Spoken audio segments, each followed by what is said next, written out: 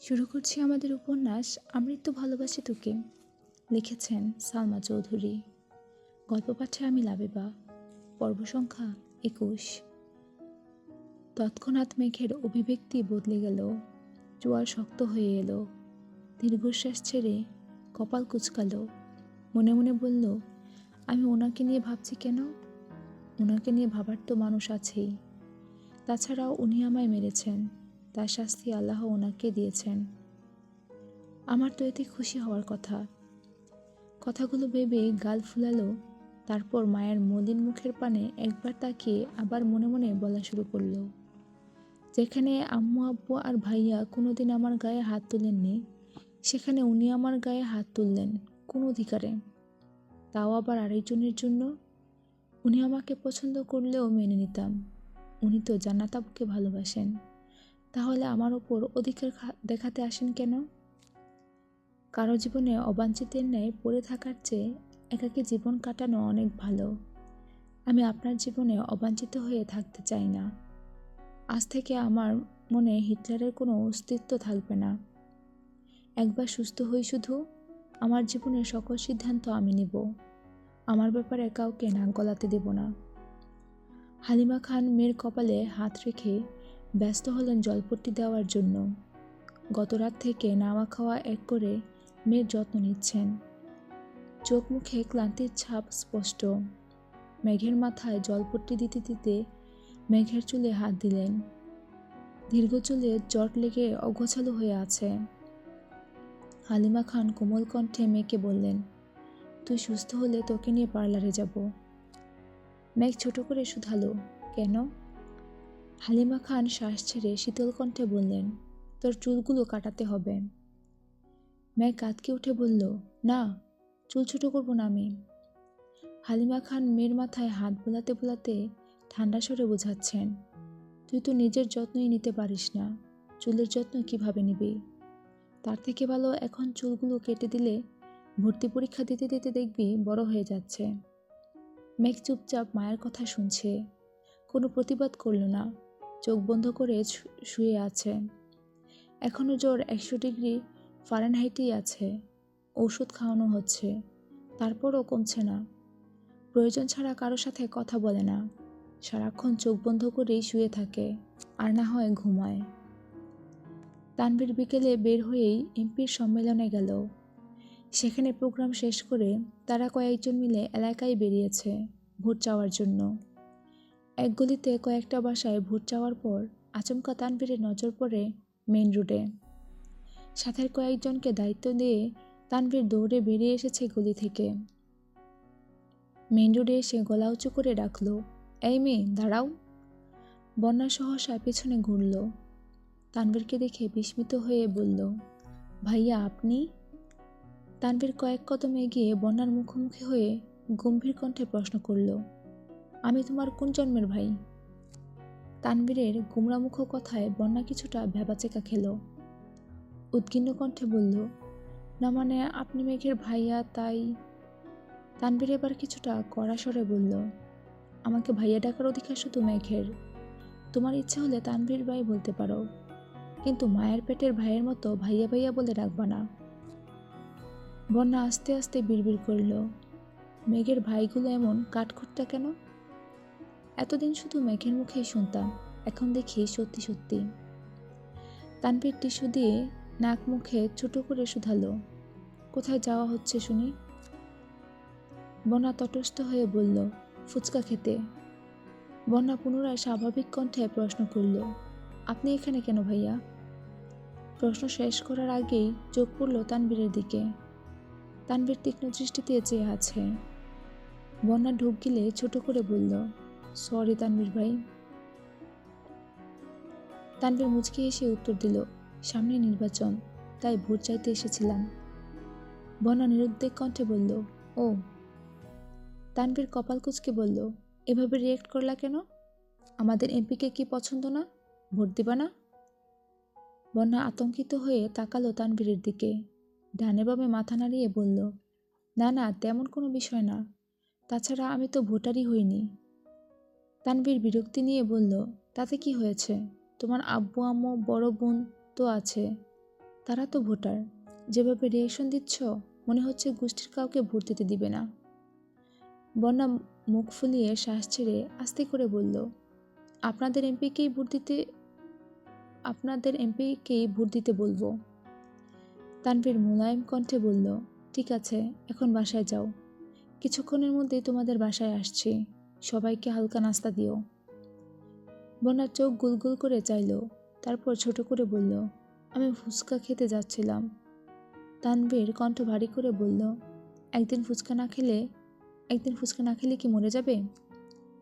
বন্যা নির্বাক চোখে চেয়ে রইল। তানভীর গলা খাকারি দিয়ে পুনরায় বলে উঠল, ভেবো না তোমায় জোর করছি। সত্যি বলতে সম্মেলন থেকে সরাসরি এদিকে চলে আসছি। ওরা সকালের পর থেকে এখনও খায়নি কিছু।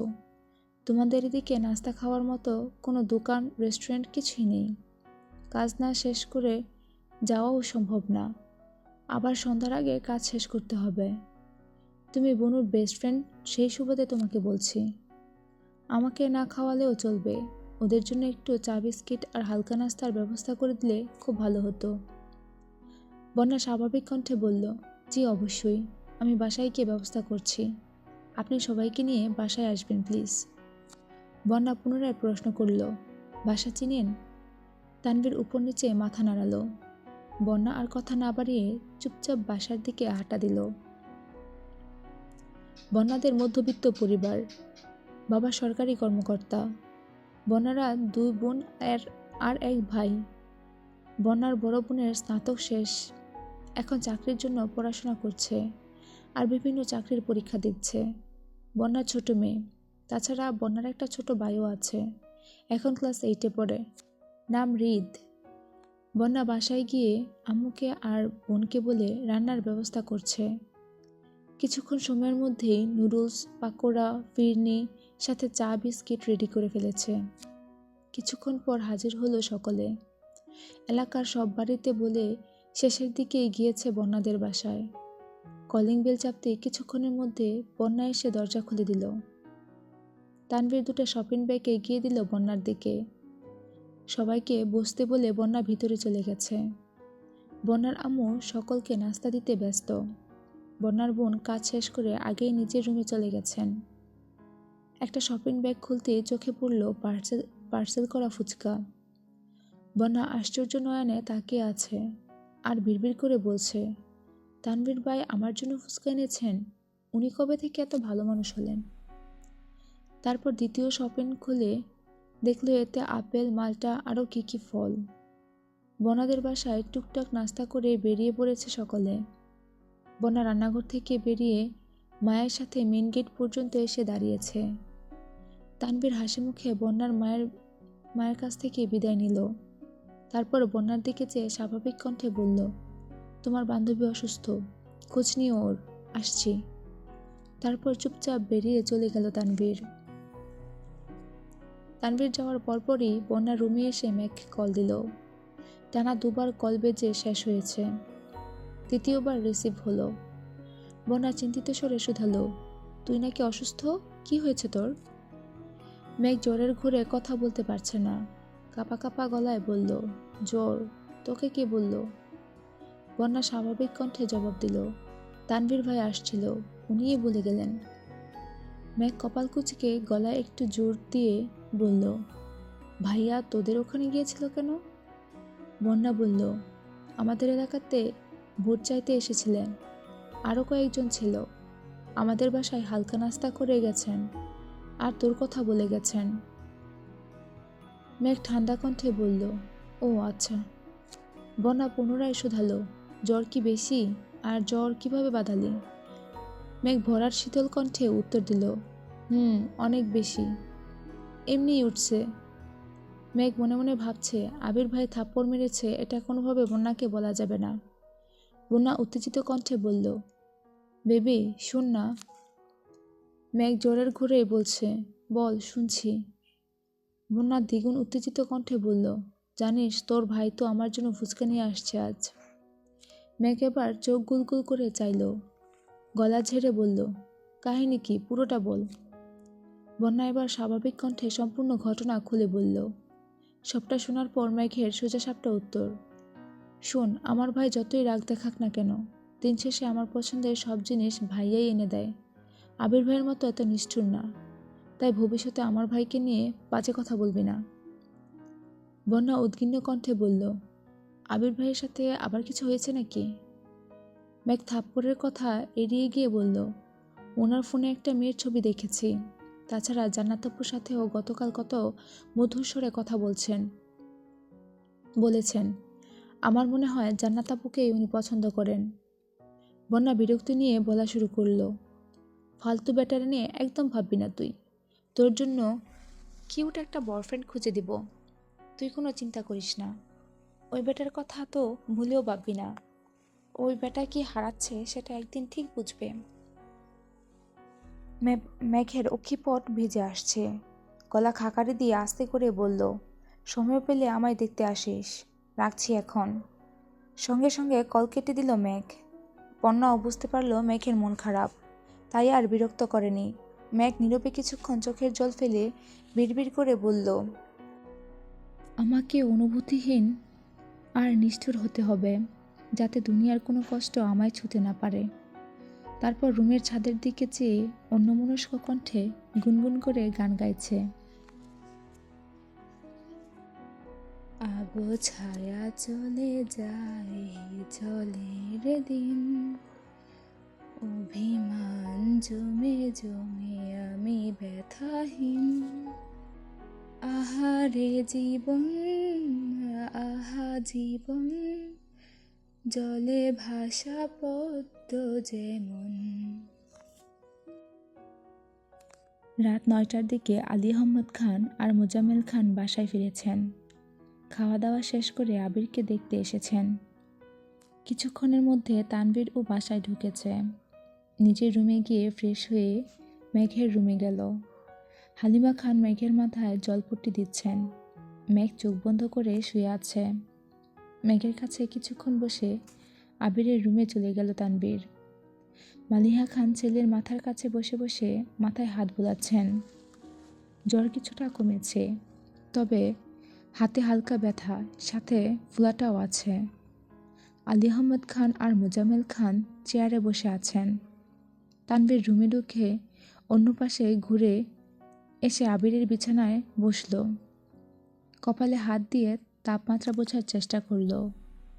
আলী আহমদ খান গম্ভীর কণ্ঠে বললেন, আবার কোথায় মারপিট করেছিলে? আবির নিস্তব্ধ হয়ে ছাদের দিকে চেয়ে আছে। আলী আহমদ খান পুনরায় শুধালেন, কি হলো? কাকে মেরে নিজের হাতে অবস্থা করেছ? আবির আব্বুর দিকে চেয়ে নরম স্বরে বলল, আমি খুবই ভদ্র ছেলে, মারপিট একদমই পছন্দ করি না। আপনি শুধু শুধু টেনশন করছেন আমাকে নিয়ে।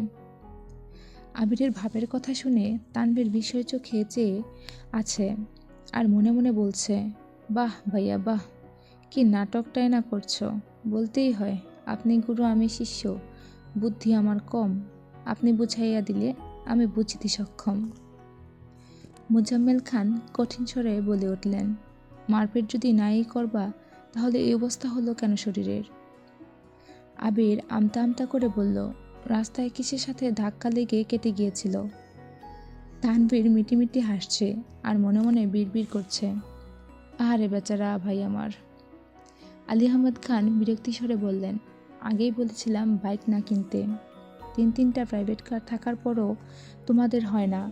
আজকে যদি গাড়িতে চলাচল করতে তাহলে বৃষ্টিতে ভিজতেও হতো না, হাতের এই অবস্থাও হতো না, আর এখন এভাবে জ্বরে পড়ে থাকত না। শ্বাস ছেড়ে আবার বলা শুরু করলেন, ঠিকই তো তোমার বন্ধু সেদিন এসে তোমার কোম্পানির ওপেনিং ডের ইনভিটেশন দিয়ে গেল। তুমি আধমরা হয়ে পড়ে থাকলে ওপেন কে করবে? আবির ছোট করে বলল, আমিই করব। কপাল কুঁচকে আলী আহমদ খান হুঙ্কার দিয়ে বললেন, এসব ভণ্ডামি বাদ দিয়ে কাজে মনোযোগ দাও। মারপিট করে জীবনে কিছুই করতে পারবা না, শুধু শত্রুর সংখ্যাই বাড়াবা। কোম্পানি শুরু করার অনুমতি চেয়েছ, অনুমতি দিয়েছি। এখন যদি কোম্পানির কাজের বাইরে নিজের মর্জি মতো চলো তাহলে আমাকেও কঠোর হতে হবে, এই আমি বলে রাখলাম। মালিহা খান কোমল কণ্ঠে বললেন, ও তো বলল মারপিট করেনি। আলী আহমদ খান গম্ভীর কণ্ঠে বলে উঠলেন, তোমার ছেলের বয়সটা আমিও পার করে এসেছি। কোন কারণে কি হতে পারে সে সম্পর্কে আমার সম্পূর্ণ ধারণা আছে। একটা সময় রাজনীতি আমিও করেছি। রাজনীতির জন্য কত কত জায়গায় আমিও মারপিট করেছি। কী লাভ হয়েছে তাতে?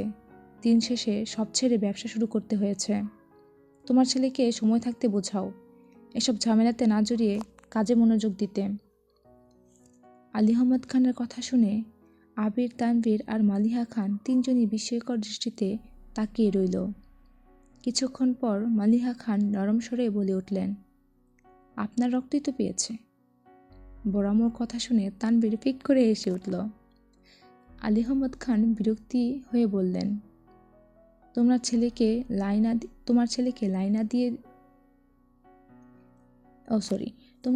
লাই দিয়ে দিয়ে মাথায় তুলছো। তুলো, আমার সমস্যা নেই। একদিন শুধু আমার কানে ওর মারপিটের খবর আসুক। কথা না শেষ করেই রাগে ফুঁসতে ফুঁসতে চলে গেলেন আলী আহমদ খান।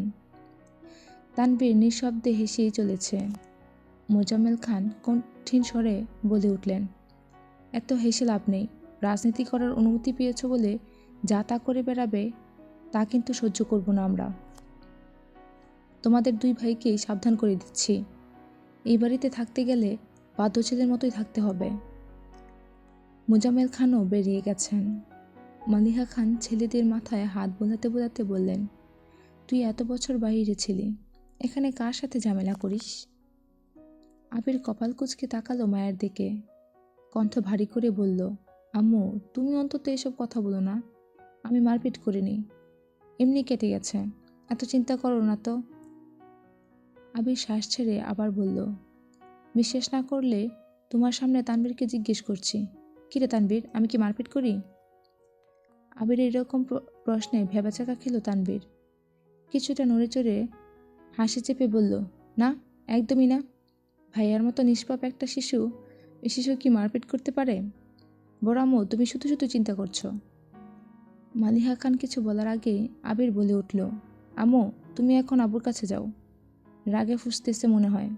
তুমি ওনাকে সামলাও গিয়ে, আমি ঠিক আছি, সমস্যা হলে কল দিব না। মালিহা খানও ছেলের কথা মতো বেরিয়ে ম্যাগকে দেখে নিচে চলে গেলেন। আবির মোলায়েম কণ্ঠে তানভীরকে শুধালো, ম্যাগ কেমন আছে? তানভীর স্বাভাবিকভাবেই উত্তর দিল, শরীরের তাপমাত্রা তো কমছে না, ঘুমাচ্ছে দেখে আসলাম। আম্মু বলল বিকেলে একটু নাকি কমেছিল জ্বর। আবিরের চেহারায় চিন্তিত ভাব স্পষ্ট বোঝা যাচ্ছে। তানভীর কিছুটা তপ্ত স্বরে বলল, নিজেকে আহত করে কি লাভ হলো? দিব্যি দুজন দুই রুমে পড়ে অসুস্থতায় ভুগছ। তুমি সুস্থ থাকলে তো বনুর কেয়ার করতে পারতা। আবির চুপচাপ শুয়ে আছে, কিছুই বলছে না। আবিরকে নীরব থাকতে দেখে তানভীর ছোট করে শুধালো, ব্যথা কমেছে হাতের? আবির গম্ভীর কণ্ঠে উত্তর দিল, কিছুটা। তানভীর পুনরায় প্রশ্ন করল, খেয়েছো ভাইয়া? আবির সঙ্গে সঙ্গে উত্তর দিল, হ্যাঁ। আবির হঠাৎই তীক্ষ্ণ দৃষ্টিতে চেয়ে তানভীরকে প্রশ্ন করল, কোথায় যাবি বলছিলি? গিয়েছিলি? কি খাওয়ালো? তানভীর হাসি মুখে উত্তর দিল, নাস্তা খাওয়াইছে। আবির স্বাভাবিক কণ্ঠে বলল, গো অ্যাহেড। তানভীর শান্ত স্বরে বলল, রেস্ট নিবা? লাইট অফ করে দিব? আবির উপর নিচ মাথা নাড়ালো শুধু। তানভীর লাইট অফ করে বেরিয়ে গেছে। ঘণ্টাখানেক পর আবির কোনো রকমে উঠে নিজের রুম থেকে বেরিয়ে ধীরগতিতে মেঘের রুমে এসেছে। মালিহা খান কোনো কারণে নিচে গেছেন। বারান্দার লাইটের আলোতে পরিষ্কার দেখা যাচ্ছে মেঘ গভীর ঘুমে মগ্ন। 24 ঘন্টার জ্বরেই অষ্টাদশীর মুখমণ্ডল মলিন হয়ে গেছে। মেঘের ঘুম বরাবরই খুব গভীর। বাড়িতে বড়সড় দুর্ঘটনা হলেও ঘুমে থাকলে মেঘ কিছুই বুঝতে পারে না। এখন তো জ্বর, তার ওপর ওষুধের প্রভাবে সারাদিন রাত শুধু ঘুমায়। আবির বিছানার পাশে মেঘের কাছাকাছি এসে বসেছে। বাম হাত এগিয়ে দিল অষ্টাদশীর কপাল বরাবর। জ্বরের তীব্রতা বুঝতে পেরে দীর্ঘশ্বাস ফেলল। অষ্টাদশীর চুলে হাত বোলাতে বোলাতে বিড়বিড় করে বলল, আল্লাহ, ওর সব বিধি আমায় দাও, তবু ওকে তুমি সুস্থ করে তুলো প্লিজ। ওর এই অসুস্থতা সহ্য করার ক্ষমতা আমার নেই। কিছুটা সময় নিস্তব্ধ হয়ে চেয়ে রইল অষ্টাদশের ক্লান্ত বদনে। মনে মনে কত শত ভাবনারা যেন বাঁধ ভেঙে ছুটোছুটি করছে। মাথায় হাত বোলাতে বোলাতে শীতল কণ্ঠে বলা শুরু করলো, আই এম সরি মেঘ, আর কোনো দিন তোর গায়ে হাত তুলব না। প্লিজ এবারের মতো মাফ করে দিস আমায়। গত 9 বছরের মতো এবার অন্তত দূরে সরিয়ে দিস না। রাগ করার যাই কর, কিন্তু কথা বলিস প্লিজ। তুই কথা না বললে এবার হয়তো দেশ নয়, দুনিয়া ছেড়েই চলে যাব। কথাগুলো একেবারে বলে দীর্ঘশ্বাস ছেড়ে ধীর পায়ে রুম থেকে বেরিয়ে নিজের রুমে চলে গেল আবির। রুমে গিয়ে ফোন হাতে নিয়ে ডাক্তারের নাম্বারে কল করলো। ডাক্তারের সাথে কথা শেষ করে একটা ছোট পৃষ্ঠাতে 2টা ওষুধের নাম লিখতে লিখতে তানবীরকে কল করলো। তানবীর 1 মিনিটের মধ্যে রুমে হাজির হলো। আবির ওয়ালেট থেকে 1000 টাকার নোট বের করলো। ওষুধের নাম লেখা পৃষ্ঠা আর টাকাটা তানবীরের দিকে এগিয়ে দিয়ে বলল, কষ্ট করে এই 2টো ওষুধ নিয়ে আসবি প্লিজ, আর বাকি টাকা দিয়ে ওর জন্য খাবার নিয়ে আসিস। তানবীর পৃষ্ঠা হাতে নিয়ে ঠান্ডা স্বরে বলল, টাকা লাগবে না, আমার কাছে আছে। আবির শক্ত কণ্ঠে বলল, নিতে বললাম নে, আর ওষুধ এনে একটা ওরে এখনই খাওয়াইয়া দিস। তানবীর ঠিক আছে বলে টাকা নিয়ে বেরিয়ে পড়েছে। আবির বিছানার সাথে হেলান দিয়ে বসে ফোনের ওয়ালপেপারে দেওয়া মেঘের ছবিটা মনোযোগ দিয়ে দেখছে। আবির দেশে ফেরার পর শুক্রবারে যখন সব আত্মীয়রা আবিরকে দেখতে আসছিল, সেই সময়ে সোফায় আবির আর মেঘ মুখোমুখি বসেছিল। তখনই আবির মেঘের ছবি তুলেছিল। সেই ছবিটাই এডিট করে ওয়ালপেপারে দিয়ে রেখেছে। ছবিটা দেখতে দেখতে হঠাৎই ঠোঁটের কোণে এক চিলতে হাসি ফুটে উঠল। আবির তারপর গুনগুন করে গান গাইতে শুরু করলো, তুই তো আমার সব রে পাগল, তুই তো আমার সব, তুই তো আমার বেঁচে থাকার বড় অনুভব। কেটে গেল 2 দিন। আবির কিছুটা সুস্থ হয়েছে। হাতের ব্যথা একেবারে সারেনি, ওষুধ চলছে। এর মধ্যে রাকিব রাসেল সহ বাকি বন্ধুরাও দেখতে এসেছিল আবিরকে। এ 2 দিনে মেঘের জ্বর কমেছে ঠিকই, তবে শরীর অতিরিক্ত দুর্বল। হালিমা খান ঘন্টায় ঘন্টায় মেয়ের জন্য এটা সেটা রান্না করে নিয়ে আসে, আর মেয়েকে জোর করে খাওয়ান। আবির রাতে দিনে বেশ কয়েকবার করে মেঘকে এসে দেখে যায়। মেঘ সজাগ থাকলেও আবিরকে দেখলেই চোখ বন্ধ করে শুয়ে থাকে। আবির 2-1টা কথা বললেও মেঘ যেন নিস্তব্ধ হয়ে থাকে, সর্বোচ্চ মাথা নাড়ে শুধু। রবিবার রাতে আবির বিছানায় বসে বাম হাতে ল্যাপটপে কাজ করছিল। আগামীকাল 1 তারিখ, আবিরের অফিসের ওপেনিং ডে। ইকবাল খান দরজায় এসে হালকা কাশি দিয়ে বললেন, ভিতরে আসবো? আবির ল্যাপটপ থেকে চোখ সরিয়ে কাকামণির দিকে চেয়ে বলল, কাকামণি, ভেতরে আসো। ইকবাল খান চেয়ারে বসতে বসতে শুধালেন, শরীরে কি অবস্থা এখন? কাল কি অফিস করতে পারবি? আবির ঠান্ডা কণ্ঠে জবাব দিল, পারবো, তাছাড়া রাকিব রাসেল তো আছেই, সমস্যা হবে না আশা করি। ইকবাল খান একটু শক্ত কণ্ঠে বললেন, কালকে কিন্তু বাইক নিয়ে বের হবি না, আমি তোকে নিয়ে যাব। আবির মাথা নিচু করে বলল, আমি যেতে পারবো বাইকে। ইকবাল খান এবার কিছুটা রেগেই বললেন, তোকে তো তোর বাবা চাচাদের সাথে যেতে বলছি না, তুই আমার সাথে যাবি। আমি তো নিজের টাকা দিয়ে গাড়ি কিনেছি, এখানে ওনাদের অধিকার নেই। আবির গম্ভীর কণ্ঠে বলল, তারপরও? ইকবাল খান রাগান্বিত কণ্ঠে বলে উঠলেন, তারপরও বলতে কিছু নেই, তুই আমার সাথে যাবি, এটাই শেষ কথা। আর তুই যদি এই অবস্থায় বাইক নিয়ে বের হতে চাস, তখন তো ভাইজান ডাইরেক্ট নিষেধ করবেন। তখন তো বাবার আদেশ মানতে ঠিকই বাধ্য হবি। এত ঝামেলার দরকার নেই, তুই কাল আমার সাথে যাচ্ছিস, এটাই শেষ কথা। আবির দীর্ঘশ্বাস ছেড়ে বলল, ঠিক আছে। সোমবার সকাল সকাল আবির একেবারে পরিপাটি হয়ে রুম থেকে বের হয়ে মেঘের রুমে ঢুকল। ফিটফাট সুদর্শন আবির ভাইকে দেখে মেঘের বুকের ভেতর ধুকভুক শুরু হয়ে যাচ্ছে। মেঘ বিপুল চোখে তাকিয়ে নিজেকে প্রশ্ন করছে, ওনাকে এত ভাল লাগে কেন? দেখলেই যেন মনটা শান্তিতে ভরে যায়। আবির মেঘের কাছাকাছি এসে মুলায়ম কণ্ঠে শুধালো, বসতে পারি? মেঘ নির্বাক চোখে তাকিয়ে রইল। কয়েক মুহূর্ত পর মাথা হেলিয়ে বোঝালো বসার জন্য। আবির মেঘের কাছাকাছি বসে ঠান্ডা হাতে মেঘের কপালে আলতো করে ছুতেই মেঘ কিছুটা কেঁপে উঠল। আবির চিন্তিত স্বরে বলল, জ্বর তো নেই, তারপরও চোখ মুখ এত শুকনো লাগছে কেন? খাস না কিছু? মেঘ কিছুই বলছে না।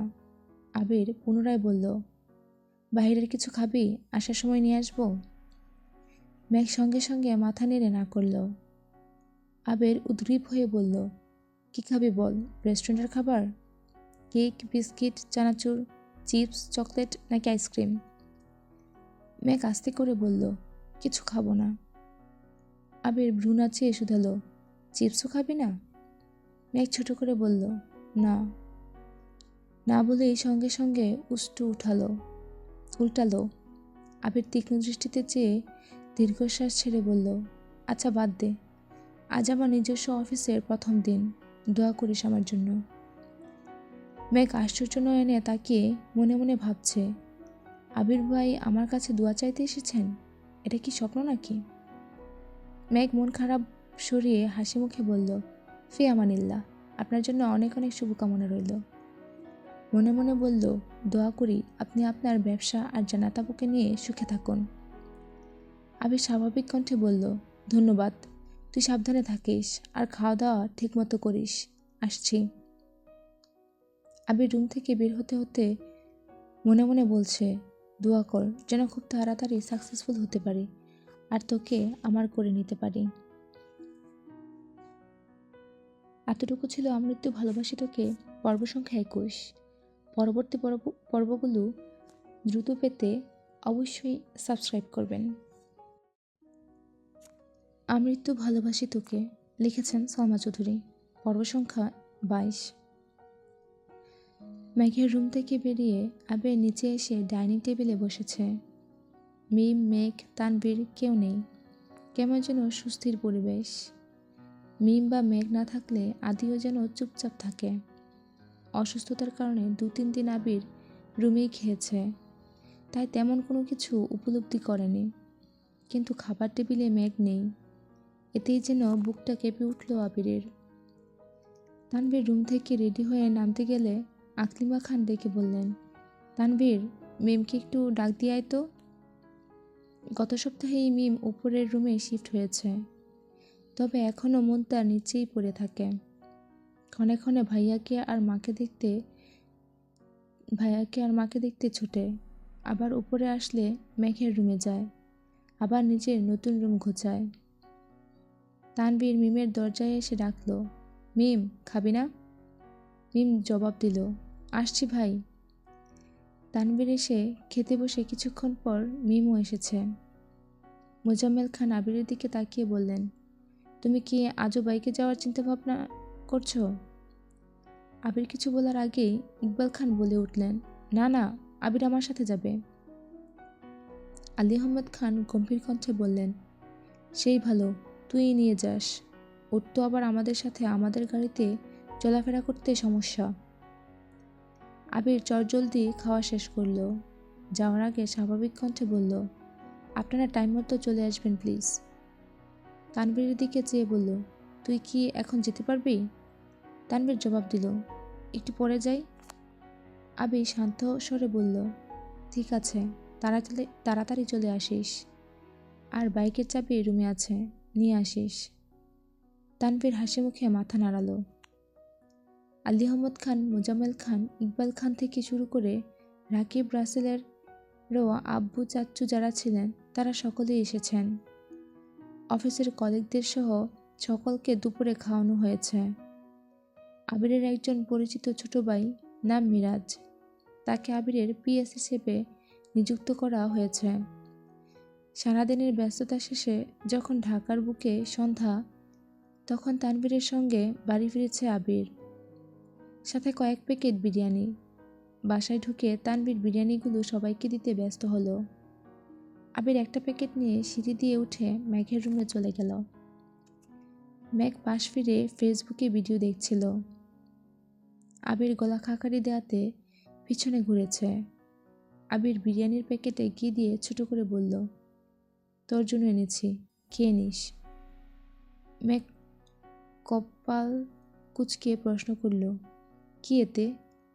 আবির উত্তর দিল, বিরিয়ানি। মেঘ শুধু বলেছে, আমার তো।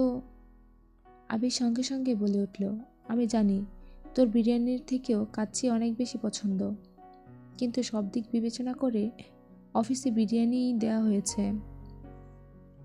আজ এটা খেয়ে নে, আমি অন্যদিন তোর জন্য কাচ্চি নিয়ে আসবো।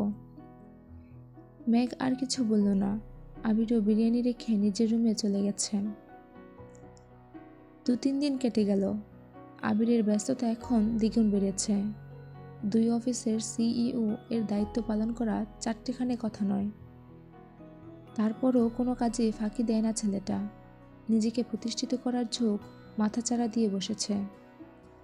শত ব্যস্ততার মাঝেও প্রতিদিন ফজরের নামাজ পড়ে বাসায় ফিরে নিজের ভালোবাসার মানুষটাকে ঘুমন্ত অবস্থাতেই দেখে যায়।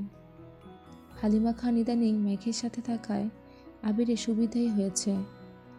হালিমা খান ফজরের নামাজ পড়তে নিজের রুমে চলে যান, তারপর রান্নার ব্যবস্থা করেন। এই ফাঁকে আবির মেঘকে দেখে ছাদে চলে যায়। 2-3 দিন যাবৎ বাসায় ফেরার সময় মেঘের জন্য এটা সেটা খাবার কিনে নিয়ে আসে। একদিন মেঘের জন্য চিপস কিনতে গিয়ে মহা মুসিবতে পড়ে গেল আবির। আবির দোকানদারকে বলেছে, চিপস দেন। দোকানদার জিজ্ঞেস করছে, কোনটা দিব? কম করে হলেও 20-30 জাতের চিপস। আবির হা হয়ে তাকিয়ে আছে। মেঘের পছন্দের 2টা চিপসের নাম আবির জানত, কিন্তু অন্য কোন কোম্পানির চিপস পছন্দ করে তা আবিরের অজানা ছিল।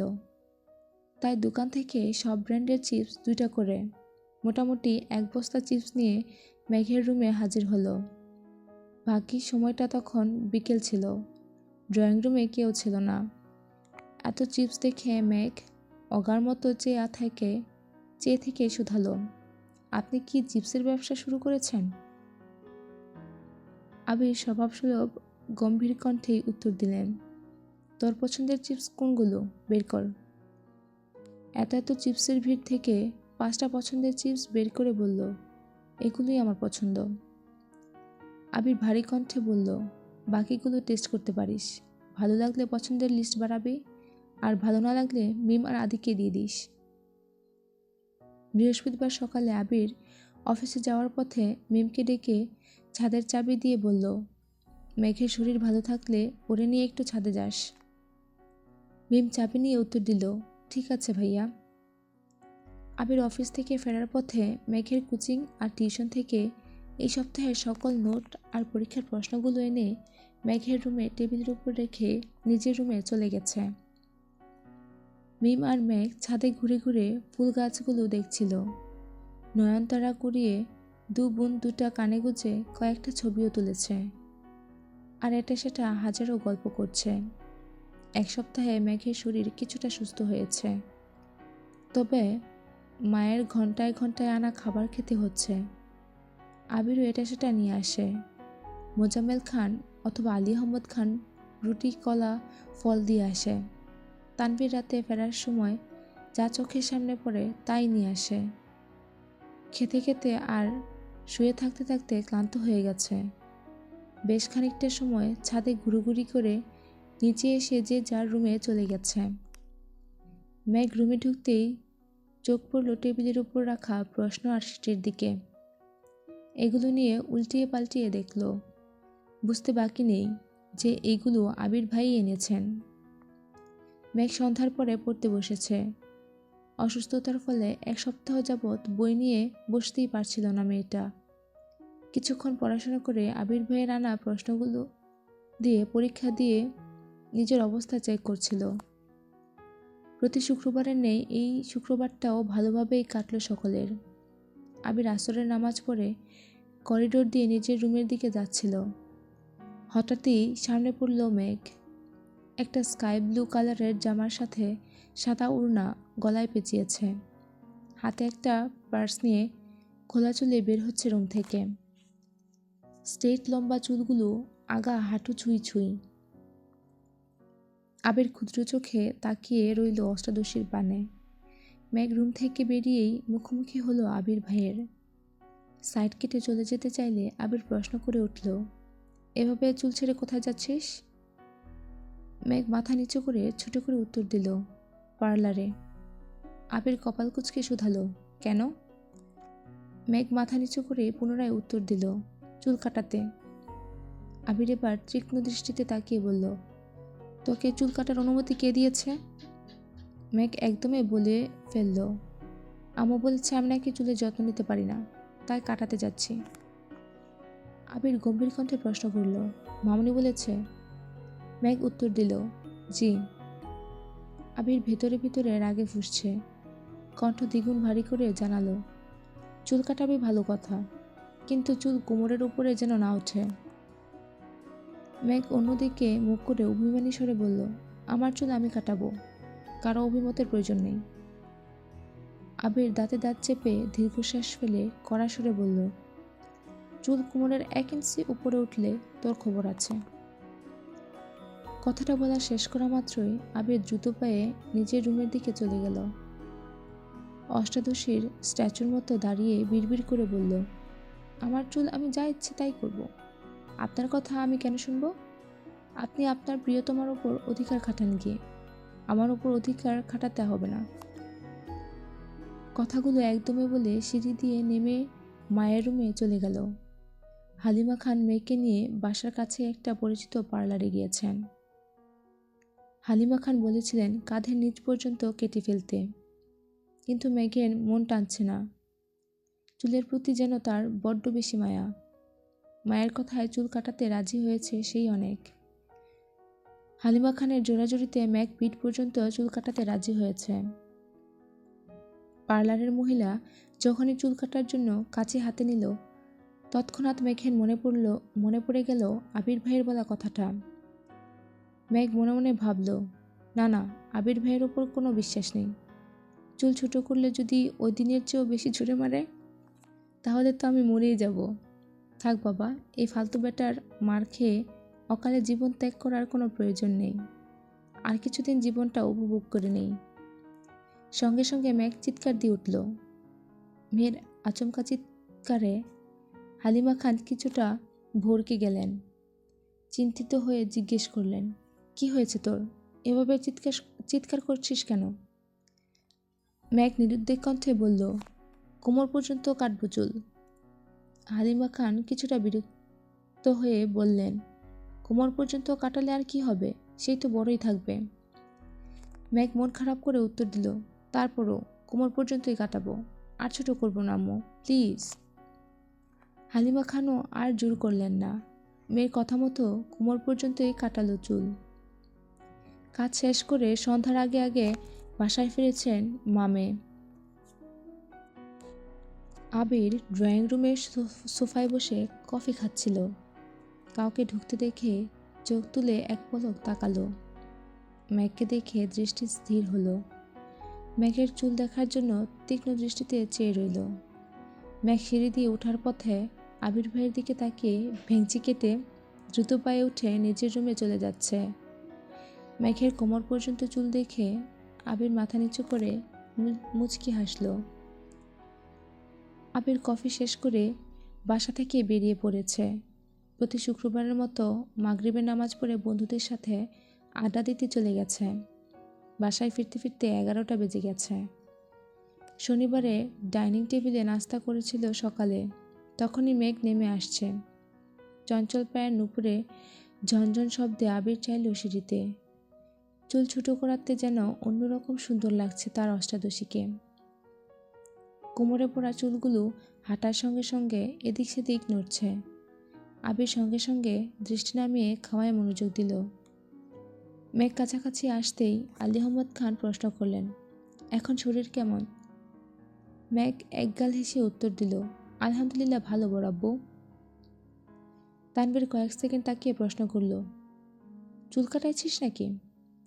এবার জন্য সকলের দৃষ্টি মেঘের চুলের দিকে গেল। কেউ কিছু বলল না। মেঘ ছোট করে উত্তর দিল, হ্যাঁ।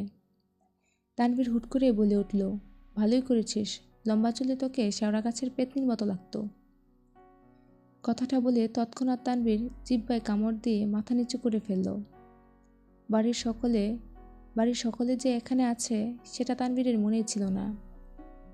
মেঘ গাল ফুলিয়ে শ্বাস ছেড়ে ভাইয়ার দিকে সূক্ষ্ম নজরে তাকিয়ে রইল। তারপর ভেঙচি কেটে চুপচাপ আবির ভাইয়ের বিপরীতে বসে নাস্তা খাওয়া শুরু করলো।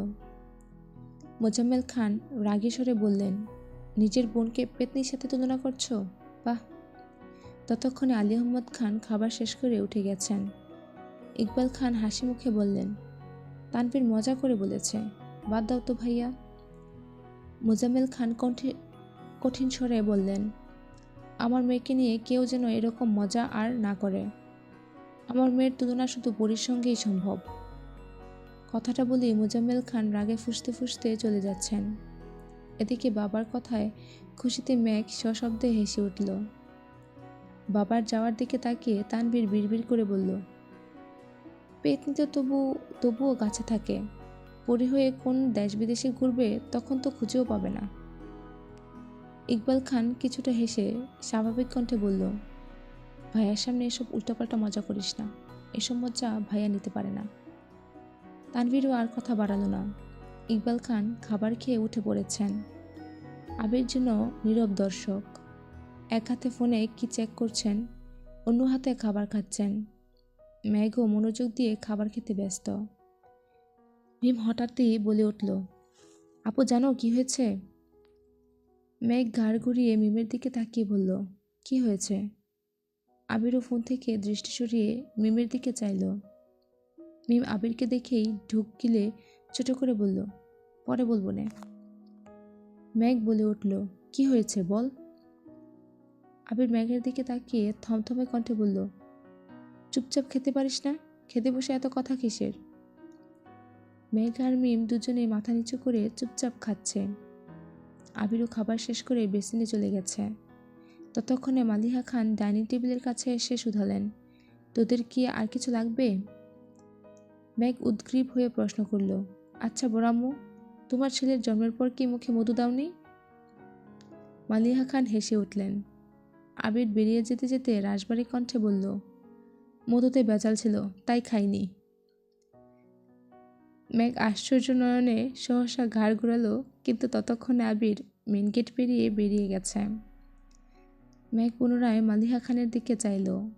মালিহা খান হাসি থামিয়ে বললেন, আবিরকে সত্যি মধু দেয়া হয়নি। আবিরের জন্মের সময় আমার অবস্থা অনেক খারাপ ছিল। তখন বাড়িতে দুজন ডাক্তার ছিল, কখন কি সমস্যা হয় সেজন্য।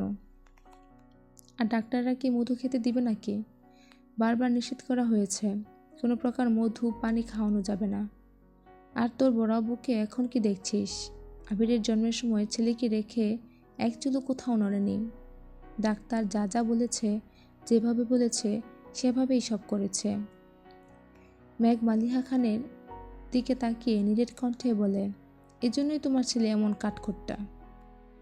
মালিহা খান স্বাভাবিক কণ্ঠে বললেন, আবির ছোটবেলায় এরকম ছিল না, বিদেশে যাওয়ার আগে থেকেই কেমন জানি হয়ে গেছে। দেশে ফিরে তো আরও গম্ভীর হয়ে গেছে। সেসব কথা বাদ দে, তোরা তাড়াতাড়ি খাওয়া শেষ করে পড়তে বস গিয়ে। সারাদিন শেষে রাতের বেলা মেঘ পড়ছিল। পড়তে পড়তে হঠাৎই জান্নাত আপুর কথা মনে পড়েছে। রবিবারে তো জান্নাত আপুর আসার কথা, কিন্তু মেঘের তো জান্নাত আপুকে দেখা বা ওনার কাছে পড়ার বিন্দুমাত্র ইচ্ছে নেই। মেঘ পড়ছে আর অপেক্ষা করছে কখন তানভীর বাসায় ফিরবে আর তানভীরকে বলবে জান্নাত আপুর কাছে পড়বে না। রাত 11টার পর তানভীর ফিরেছে। মেঘ পড়া শেষ করে ভাইয়ার রুমে সামনে গিয়ে ডাকলো, ভাইয়া। তানভীর ভেতর থেকে বলল, হ্যাঁ ভেতরে আয়। মেঘ রুমে ঢুকে বিছানার পাশে দাঁড়িয়ে আছে। তানভীর বোনের দিকে চেয়ে প্রশ্ন করল, কিছু বলবি? মেঘ কোমল কণ্ঠে বলল, একটা কথা বলতাম। তানভীর স্বাভাবিকভাবে বলল, হ্যাঁ বল। মেঘ নির্দ্বিধায় বলে ফেলল, জান্নাত আপুর কাছে আমি আর পড়ব না, তুমি ওনাকে না করে দিও। তানভীর চিন্তিত কণ্ঠে শুধালো, কেন, কোনো সমস্যা? মেঘ মাথা নিচু করে বলল, সমস্যা না, এমনি পড়ব না। তানভীর গলা খাকারি দিয়ে বলল, বনু, এটার সমাধান আমি দিতে পারবো না, তুই ভাইয়ার সাথে কথা বলিস। মেঘ বিরস কণ্ঠে বলল, তুমিই তো জান্নাত আপুকে এনেছিলে, তাহলে তুমিই নিষেধ করে দিও, আমি ওনার সাথে কথা বলতে পারবো না। তানভীর এবার ঠান্ডা কণ্ঠে বলে উঠল, আমার কাছে জান্নাত আপুর নাম্বার নেই, ভাইয়ের কাছে আছে। তাছাড়া ভাইয়ের কথায় জান্নাত আপু তোকে পড়াতে আসছেন। তুই না পড়তে চাইলে ভাইয়াকে বলিস, ভাইয়া যা সিদ্ধান্ত নেবে তাই হবে। এ বিষয়ে কথা বলার অধিকার আমার নেই। তোর অন্য কথা থাকলে বল। তানভীর মেঘের মনের ভেতরে সুপ্ত ক্রোধ যেন মাথায় উঠে গেছে। চোখ মুখ লাল হয়ে যাচ্ছে। আর কোনো কথা না বলে রাগে ফুঁসতে ফুঁসতে বেরিয়ে নিজের রুমে চলে গেল। এত বছর তো তানভীরই মেঘের সকল সিদ্ধান্ত নিয়েছে, তবে আজ কেন আবির ভাইয়াকে সিদ্ধান্ত নিতে হবে? এটা মেঘ কোনোভাবেই মানতে পারছে না। কিন্তু অষ্টাদশী তো জানে না গত 7 বছর যাবৎ আবিরের সিদ্ধান্তেই তানভীর সব কিছু করেছে। সকালবেলা ঘুম থেকে উঠেই মেঘ রুমে পায়চারি করছে। আবির ভাইকে কিভাবে বলবে, কি বলবে তাই ভেবে পাচ্ছে না। আজ না আবার থাপ্পড় দিয়ে বসেন। তৎক্ষণাৎ নিজেকে নিজে সাহস দিয়ে বলে, তুই কি এত দুর্বল নাকি? দীর্ঘ সময়ের পায়চারিতে মেঘের নাকের ডগায় বিন্দু বিন্দু ঘাম জমে গেছে, যা মুক্তার ন্যায় চিকচিক করছে। বুকে সাহস নিয়ে অষ্টাদশী নিজের রুম থেকে বেরিয়ে করিডোর দিয়ে আবিরের রুমের দিকে পা বাড়ালো। আবির শার্টের স্লিপ ফোল্ড করতে করতে নিজের রুম থেকে বের হচ্ছিল। হঠাৎ মেঘকে দেখে সেখানে দাঁড়িয়ে পড়ল। মেঘ এক মুহূর্তের জন্য সবকিছু বলে আবির ভাইয়ের দিকে নিষ্পলক তাকিয়ে রইল। ছাই রঙের একটা শার্ট ইন করে পরা, চোখে সানগ্লাস, ক্রাশ খাওয়ানো সেই লুকে দাঁড়িয়ে আছে আবির ভাই। সে তো জানে না এই সুদর্শন লুকে ছোট্ট অষ্টাদশীর মনের মণিকোঠায় ব্যথা অনুভব হয়। মেঘের অভিমুখে চাইল আবির। নাকের ডগায় জমে থাকা ঘাম যেন আবিরের দৃষ্টিকে টানছে। মেঘের শান্ত অস্থির নয়নজোড়ার দিকে তাকিয়ে আবির মনে মনে বলে, এই চোখে তো শুধু আমার সর্বনাশ দেখি। মেঘের অভিব্যক্তি বদলাতে সময় লাগলো না। মাথা নিচু করে বুক ফুলিয়ে শ্বাস নিয়ে বলল, আপনার সাথে আমার কথা আছে। আবির স্বভাবসুলভ ভারী কণ্ঠে বলল, বল। মেঘ নিরেট কণ্ঠে বলল, আমি জান্নাত আপুর কাছে পড়ব না। মনের ভিতরে সুপ্ত ক্রোধটা এক নিমিষেই প্রকাশ করে ফেলল। মেঘের কথায় আবির স্বাভাবিক কণ্ঠে প্রশ্ন করল, কেন? মেঘ তপ্তস্বরে জানালো, ইচ্ছে নেই, তাই পড়ব না। আবির ভ্রু গুটিয়ে বিরক্তি নিয়ে বলল, তোর ইচ্ছেতে তো সব কিছু হবে না, তোকে জান্নাতের কাছেই পড়তে হবে। মেঘ আবারও ভেতরে ভেতরে রাগে ফুঁসছে। গাল দুটা রক্তবর্ণ ধারণ করেছে। অধিক রাগে মেঘের গলার স্বর ভেঙে আসে। এবার কান্নাজড়িত কণ্ঠে বলে উঠল, বললাম তো আমি ওনার কাছে পড়ব না। আবির দীর্ঘশ্বাস ছেড়ে শক্ত কণ্ঠে বলল, সব বিষয় নিয়ে ফাজলামো করবি না মেঘ। তোর ভালোর জন্যই জান্নাতকে আনা হয়েছে, আমি তোর খারাপ চাই না। মেঘ সহসা বলে ফেলল, আমার ভালো মন্দ আপনাকে ভাবতে হবে না। অন্তরের ক্রোধ যেন এবার মেঘের চোখ বেয়ে গড়িয়ে পড়ছে। মেঘের বলা কথাটা আবিরের হৃদয়ে লেগেছে। আবির কণ্ঠ দ্বিগুণ ভারী করে বলল, আজ থেকে জান্নাত পড়াতে আসবে, ঠিকমতো পড়াশোনা করবি। কোনো প্রকার নাটক করলে এর ফল ভালো হবে না। কথাটা বলি আবির মেঘকে পাশ কাটিয়ে চলে যাচ্ছিল। মেঘ মাথা উঁচু করে গলার স্বর শৃঙ্গে চড়িয়ে জানালো, আমি ওনার কাছে পড়ব না, দরকার হলে আমি বড় আব্বুকে বলবো। আবিরের মেজাজ চরম লেভেলে খারাপ হলো। পায়ের রক্ত যেন মাথায় উঠে গেছে। সেখানে দাঁড়িয়ে রাগান্বিত স্বরে হুঙ্কার দিয়ে উঠল, কি বলবি আব্বুকে? জান্নাত পড়াতে পারে না এটা বলবি? জান্নাতের আচার আচরণ খারাপ এটা বলবি? আর তুই যে তোর টিচারকে নিয়ে উল্টাপাল্টা ভাবিস আর বাজে কথা বলিস, এগুলো আব্বু শুনলে সেটা কি ভালো হবে? এই যে তোকে এত ভালোবাসে, এত আদর করে, থাকবে তো এই ভালোবাসা? মেঘ সহসা মাথা নিচু করে নিশ্চুপ দাঁড়িয়ে রইল। চোখ দিয়ে অজরে পানি পড়ছে। আবির চোখ মুখ গোটালো, যে রাগকে সংযত করার চেষ্টা করল। রাশভারী কণ্ঠে বলল, এই বাড়িতে থাকতে গেলে আমার মর্জিতেই তোকে চলতে হবে। কোনো রকমে কথা শেষ করে আবির নিজের মতো নিচে চলে গেল। কিছু না খেয়ে অফিসের জন্য বেরিয়ে পড়েছে। পিছন থেকে মালিহা খান, ইকবাল খান ডেকেছে, কিন্তু আবিরের যেন সেদিকে কোনো হুঁশ নেই। মেঘ করিডোরে দাঁড়িয়ে কেঁদেই যাচ্ছে। অতিরিক্ত রাগে মেঘের খুব কান্না পায়। খানবাড়ির নিয়মই যেন এটা। আলী আহমদ খান আর মোজাম্মেল খানের আদেশ আবির আর তানভীরকে অক্ষরে অক্ষরে পালন করতে হয়। আবিরের আদেশ শাসন মেঘকে পালন করতে হয়। তানভীর শুধু মেঘকে না, মিম আর আদিকেও শাসন করে। তবে আবিরের মিম আর আদির ব্যাপারে কোনো মাথা ব্যথা নেই। আবিরের ধ্যানে জ্ঞানে শুধুই মেঘ। মেঘ সকাল থেকে কিছুই খায়নি। কয়েকবার বন্যাকে কলও করেছে, কিন্তু বন্যা রিসিভ করেনি। দুপুর হয়ে গেছে, মেঘ রুমে জোরে গান চালিয়ে বালিশে মুখ গুজে শুয়ে শুয়ে কাঁদছে। হঠাৎ ফোনে কল বেজে উঠেছে। মেঘ মুখ তুলে ফোনের দিকে তাকিয়ে দেখল বন্যা কল করেছে। মেঘ ফোন রিসিভ করতেই বন্যা বলে উঠল, কিরে, এত কল দিয়েছিস কেন? মেঘের কান্নার শব্দ শুনে বন্যা চিন্তিত স্বরে জিজ্ঞেস করল, কি হয়েছে বেবি, কাঁদছিস কেন? মেঘ কান্নার মাত্রা কমিয়েছে, তবে এখনও ফুপিয়ে ফুপিয়ে কেঁদেই চলেছে। ক্রোধিত কণ্ঠে মেঘ বলল, আমি এই বাড়িতে আর থাকবো না, চলে যাব বাড়ি ছেড়ে। বন্যা কোমল কণ্ঠে শুধালো, কেন, কে কি বলেছে তোকে? মেঘ কণ্ঠ দ্বিগুণ ভারী করে বলল, কেউ কিছু বলেনি। রেজাল্ট দিলে যদি পাশ করতে পারি, তাহলে তুই যেই যেই ভার্সিটিতে আবেদন করবি, সবগুলো ভার্সিটিতে আমার জন্য আমার আবেদনটাও করবি। টাকা আমি দেব, তুই শুধু আবেদন করে দিবি। তারপর পরীক্ষার সময় একসাথে গিয়ে দুজনে পরীক্ষা দেব।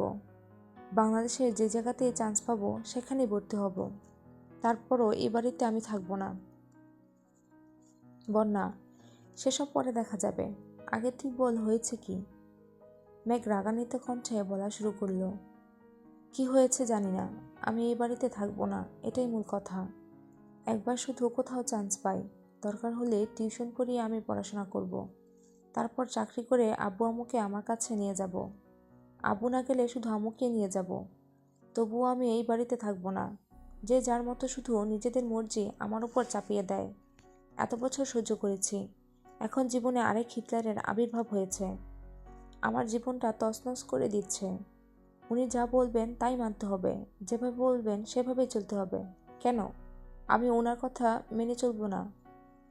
তুই আবেদন না করে দিলে বলিস, আমি নিজে নিজেই করব। বাই।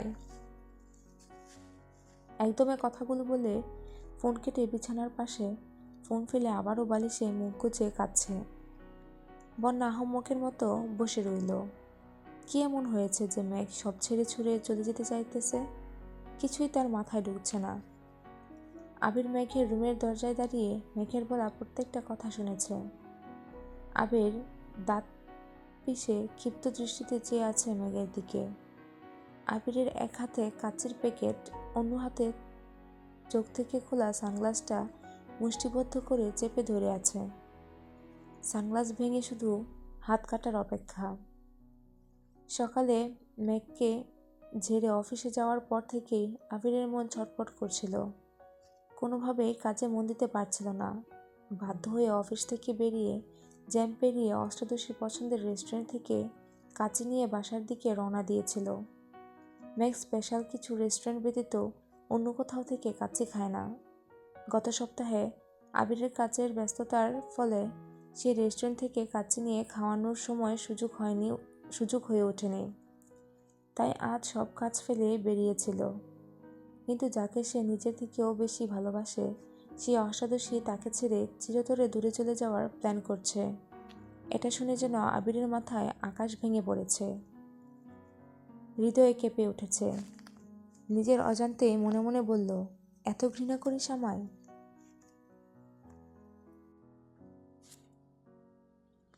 এরপর কি হবে, তাদের এই সম্পর্ক কোন দিকে যাবে, সেটা জানতে হলে পরের পর্বটা মিস করবেন না। আজ এখানেই শেষ করছি। আল্লাহ হাফিজ। আমৃত্য ভালোবাসি তোকে, লিখেছেন সালমা চৌধুরী। পর্ব সংখ্যা 23। মেঘের পানে ক্ষিপ্ত নয়নে কিছুক্ষণ তাকিয়ে থেকে আবির দুপা পিছিয়ে সিঁড়ির দিকে নেমে গেছে। ডাইনিং টেবিলের ওপর কাচের বক্স রেখে দ্রুত পায়ে মেন গেট পেরিয়ে চলে যেতে নিলে আদি পেছন থেকে ডেকে উঠল, ভাইয়া। আদির ডাক আবিরের কান পর্যন্ত পৌঁছল কিনা কে জানে, ফিরেও দেখল না। আবিরের অক্ষিযুগল আগ্নেয়গিরির লাভার ন্যায় লাল টুকটুকে হয়ে গেছে। গেট পেরিয়ে বাইকে উঠতে গিয়ে হাতে থাকা সানগ্লাসটা ডাস্টবিনের দিকে ছুঁড়ে ফেলে দেয়। নিজের ভেতরে সবটুকু ক্রোধ যেন সানগ্লাসটার ওপর ঢেলে দিয়েছে। সানগ্লাস ভেঙে খণ্ডবিখণ্ড হয়ে গেছে। সানগ্লাসের ভাঙা অংশের চাপে হাতও কেটেছে 2-3 জায়গাতে। এই হাত নিয়েই বাইক স্টার্ট দিয়ে নিজের অফিসে চলে যায়। অফিসে ঢুকতেই রাকিব ছুটে আসে। স্যার, আপনি এত তাড়াতাড়ি চলে আসলেন যে? বউকে সময় দেয়া শেষ? আবির ক্রোধ আঁকিতে চাইল রাকিবের দিকে। কোনো কথা না বলে নিজের কেবিনে ঢুকে চেয়ারে বসে চোখ বন্ধ করে বসে পড়ল। রাকিবও পেছন পেছন আবিরের কেবিনে ঢুকল। সহসা চোখ পড়ল আবিরের হাতের দিকে। আটকে উঠে ছুটে গিয়ে আবিরের হাত ধরে বলল, হাত কাটছিস কিভাবে? আবির হাত সরিয়ে বলল, তুই এখন যা, আমি একটু একা থাকতে চাই। রাকিব আকুল স্বরে জানালো, চলে তো যাবই, আগে বল কি হয়েছে? আবির অনমনীয় কণ্ঠে উত্তর দিল, কিছু হয়নি। রাকিব ভাবুক স্বরে বলল, কিছু একটা তো অবশ্যই হয়েছে। আমি তোর বেস্ট ফ্রেন্ড, এটা ভুলে যাইস না। এখন বল কি হয়েছে? ম্যাক কিছু করেছে? ক্রোধে আবিরের নাকের ডগা ফুলে আছে। নয়নজোড়া এখনো রক্তবর্ণ হয়ে আছে। বক্ষস্থলে থাকা হৃৎপিণ্ডটা যেন দিক বিদিক ছুটে বেড়াচ্ছে। আবির দীর্ঘশ্বাস ছেড়ে কঠিন স্বরে বলল, আমি ওর জীবনে কাটার নেই। আবির নামক কাঁটাটা ওর জীবনে না থাকলেও হয়তো অনেক বেশি হ্যাপি থাকতো। রাকিব ভ্রু কুঁচকে বলল, কি বলছিস এসব? মাথা ঠিক আছে তোর? আবির শ্বাস ছেড়ে শক্ত কণ্ঠে উত্তর দিল, আমি ঠিক করেছি ওকে ওর মতো থাকতে দিব। ওর ব্যাপারে কোনো কথা বলবো না। রাকিব এবার সশব্দে হেসে উঠল। আবির ভ্রু কুঁচকে ক্রোধিত নয়নে চেয়ে রইল। রাকিবের সেদিকে হুঁশ নেই। হাসতে হাসতে প্যাট চেপে ধরেছে। আবির রাগান্বিত কণ্ঠে বলল, হয়তো হাসছিস কেন? রাকিবের হাসি যেন থামছেই না। আবিরের কাছ থেকে দূরে গিয়ে বলে, বন্ধু, এত কিছু করেও যখন প্রেমিকার মন পায় না, তখন তার জন্য শুধু একটা গানই গাইতে ইচ্ছে করছে। ওরে যার কারণে সারলাম আমি জগত সংসার, তবুও সে পাষাণ বন্ধু হইল না আমার। আমার দুঃখে কান্দে আকাশ, কান্দে রে জমিন, নিদয়া তুই পাষাণ বন্ধু এত রে কঠিন। তোর মনের পিঞ্জিরায় তুই কারে দিলি ঠাই, কারে এত করলি আপন পর করে আমায়। তুই ভালো থাকিস বন্ধু আমার, সুখে থাকিস রোজ।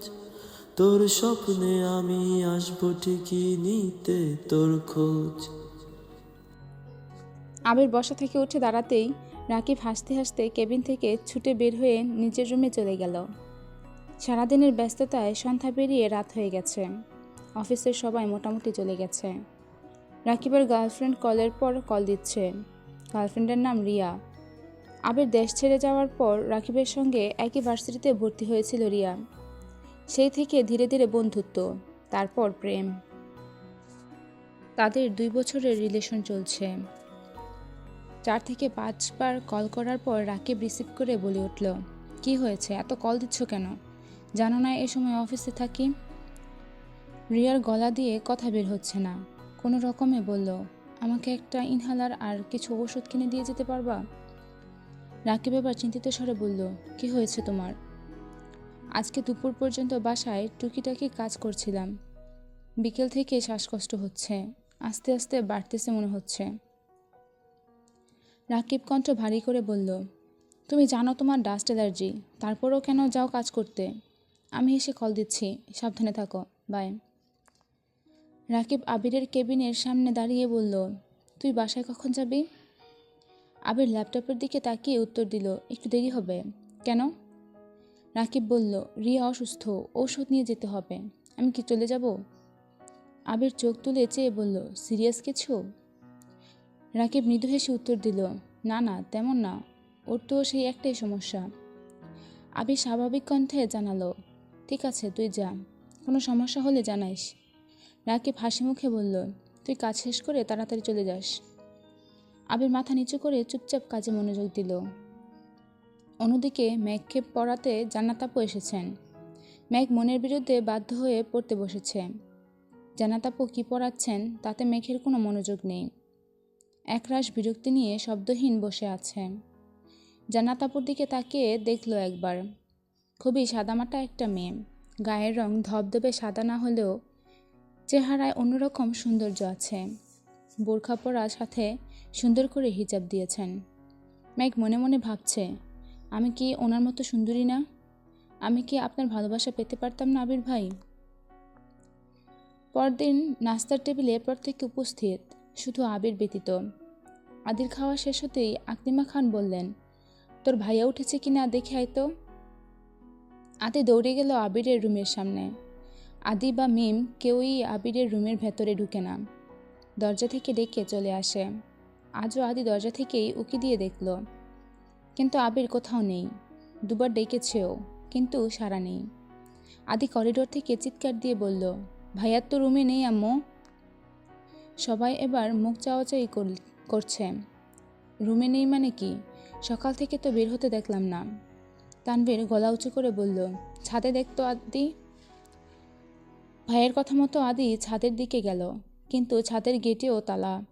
আদি পুনরায় তা জানালো। মালিহা খান চিন্তিত স্বরে বললেন, আবির কি রাতে ফেরেনি? মেঘ সহসা বড়ামুর দিকে চাইল। এ বাড়িতে ছেলেরা কখনো বাড়ির বাহিরে রাত কাটায় না, যত রাতই হোক বাসায় ফিরে আসে। এটাই খানবাড়ির রুলস। খুব প্রয়োজন হলে আলী আহমদ খানের থেকে অনুমতি নিয়ে থাকতে হয়। ইকবাল খান সঙ্গে সঙ্গে ফোন বের করে আবিরকে কল দিয়েছেন। প্রথমবার রিসিভ হয়নি। দ্বিতীয়বার রিসিভ হতেই ইকবাল খান শুধালেন, কোথায় আছিস? আবির ঠান্ডা কণ্ঠে উত্তর দিল, অফিসে। ইকবাল খান, তুই বাসায় ফিরিসনি কাল? আবির, না। ইকবাল খান, কেন? আবির গম্ভীর কণ্ঠে জবাব দিল, অফিসে কাজ ছিল। ইকবাল খান তপ্তস্বরে বললেন, ও আচ্ছা, আজ আমাদের অফিসে মিটিং আছে, আসবি না? আবির ভারী কণ্ঠে জানালো, চলে আসবো, এখন রাখছি, কাজ আছে। আলী আহমদ খান রাগে বলে উঠলেন, দুদিন হয়নি নিজের কোম্পানি খুলেছে, এখনই ব্যস্ততা দেখায়। কই, আমাদের তো রাতে অফিসে থেকে কাজ করতে হয়নি কখনো। মালিহা খানের দিকে তাকিয়ে শক্ত কণ্ঠে বললেন, ছেলেকে বোঝাও, বাহিরে থাকাকালীন কি করেছে না করেছে সেসব আমার বাড়িতে চলবে না। ডাইনিং টেবিলে নিস্তব্ধতা ছেয়ে গেছে, কারো মুখে কোনো শব্দ নেই। আলী আহমদ খান উঠে গেছেন।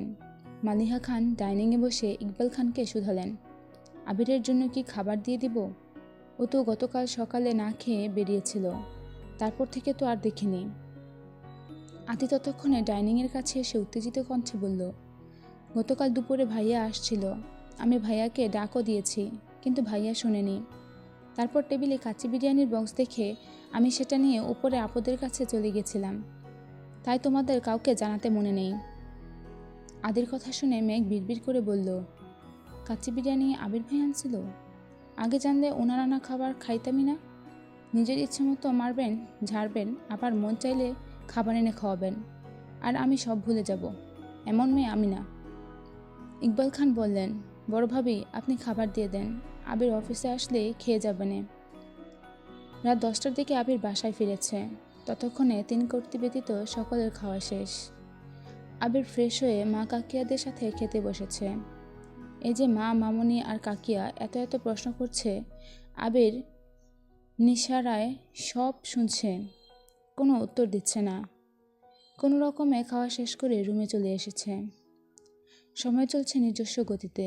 মাঝখানে কেটে গেল 10 দিন। আবির আর মেঘের দেখা হলেও কেউ কারো সাথে কথা বলে না। আবির খাবার টেবিলে একসাথে বসলেও মেঘের দিকে একবারের জন্য তাকায় না। মেঘ ঠিকই 2-1 বার তাকিয়ে দেখে, কিন্তু আবির যেন নিজেকে শক্ত আবরণে আবৃত করে রেখেছে, বুকের ওপর পাথর চাপা দিয়ে দিন কাটাচ্ছে। আবির যতক্ষণ বাসায় থাকে ততক্ষণ নিজের রুমের দরজা বন্ধ করে রাখে। মেঘও নিজের মতো খাইতেছে, মিম আর আদির সাথে আড্ডা দিচ্ছে, জান্নাত আপু পড়িয়ে যাচ্ছে, কোচিং থাকলে কোচিংয়ে যাচ্ছে, বাসায় এসে পড়াশোনা করছে, সবে নিজের মতো করছে। শুধু মাঝে মাঝে ভাবে, আবির ভাইয়ের কি কিছু হয়েছে?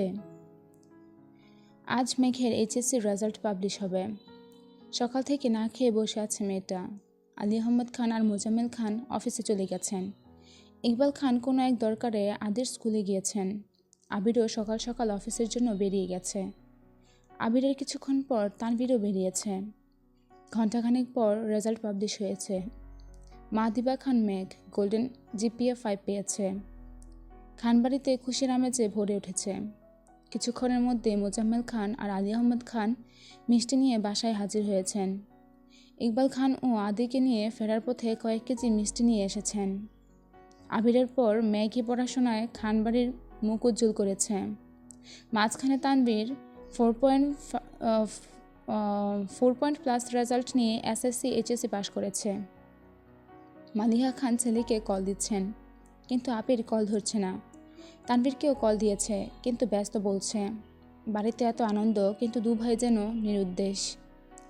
বেশ কিছুক্ষণ পর আবির আর তানভীর বাসায় ফিরেছে। তানভীর একটা র্যাপিং করা বক্স ম্যাগের হাতে দিয়ে হাসি মুখে বলল, কংগ্রাচুলেশনস মাই ডিয়ার বনু। ম্যাগ একগাল হেসে জানালো, থ্যাংক ইউ ভাইয়া।